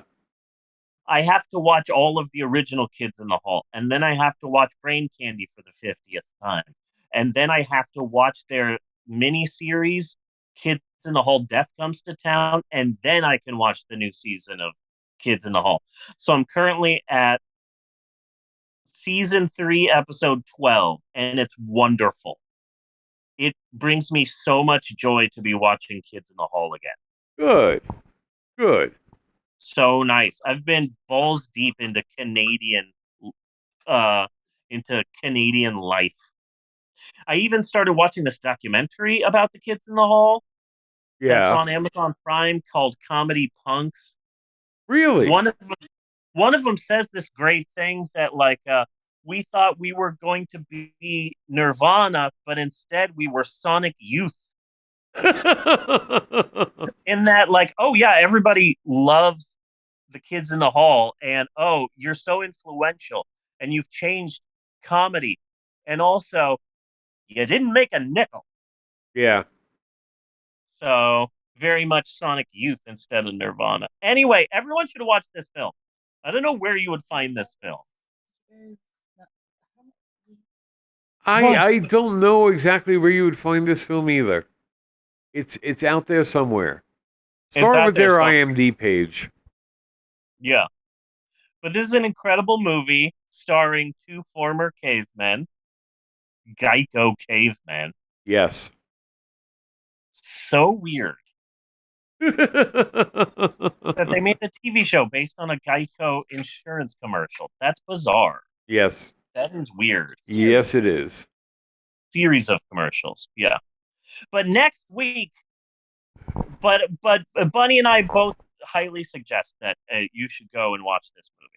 Next week, it is our next to last Summer of COVID exploitation episode. We will be watching the big budget, star-studded cast COVID exploitation film Songbird, starring Archie from Riverdale and Demi Moore for some reason. And I think Timothy Busfield is in it. Oh, God. I think. From 30-something. I met him a couple of times. Yes, you had mentioned that. Yeah. But nobody remembers him anymore. That you were buds with the Busfield. Yeah. That's my new. I'm gonna pitch him a sitcom. Yeah. That's what it's gonna be called. Did you know that Alvin from Alvin and the Chipmunks wears that A on his shirt because he's an adulterer? It's a fact. Okay. Yeah. It's called the furry A. We've got some The furry letter. Deep lore because Tammy Wynette sang "Stand by Your Man" with Brittany the Chipmunk after she caught Alvin looking at another girl.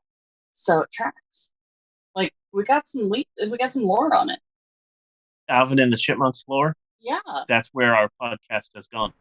Yes. I'm not entirely sure why, but somehow it makes sense in an episode where we're discussing the movie The Coronavirus Conspiracy.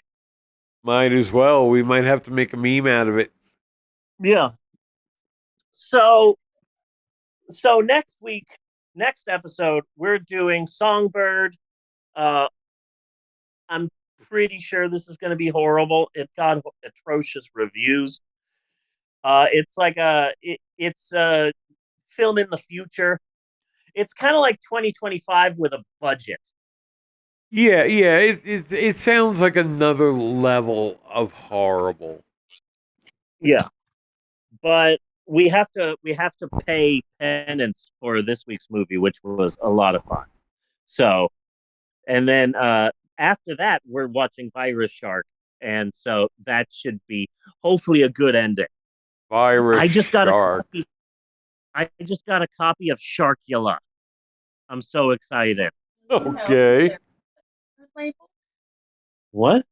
The Chipmunks record label? Oh yeah, they released a ton of music. I've learned. Jesus, there's 37 Really? albums. Yeah. There's 37 albums. There's buddy. 37 Chipmunk albums. Yeah. 37 Chipmunk albums. 37 Chipmunk albums. Chipmunk. Chipmunk Punk. Yeah. Yeah. I love us. I love all you guys. Urban Chipmunk. Oh my God, do I want to know? Bunny. Yes. Yeah, I'm getting highly distracted by my wife's amazingness because I love you. Urban Chipmunk. But I'm gonna trash down Mal to wrap this up. Okay. That's what I'm going to do. So that's our next episode. But now that I'm looking back at this episode, the highs, the lows, the ups, the downs, the Chinese serial killers, Danhausen, I gotta say, I think this has been a pretty good episode. A fairly somewhat. This has been a damn good episode. Out there.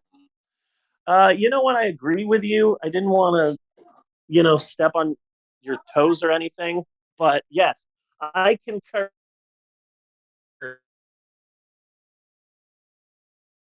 You're a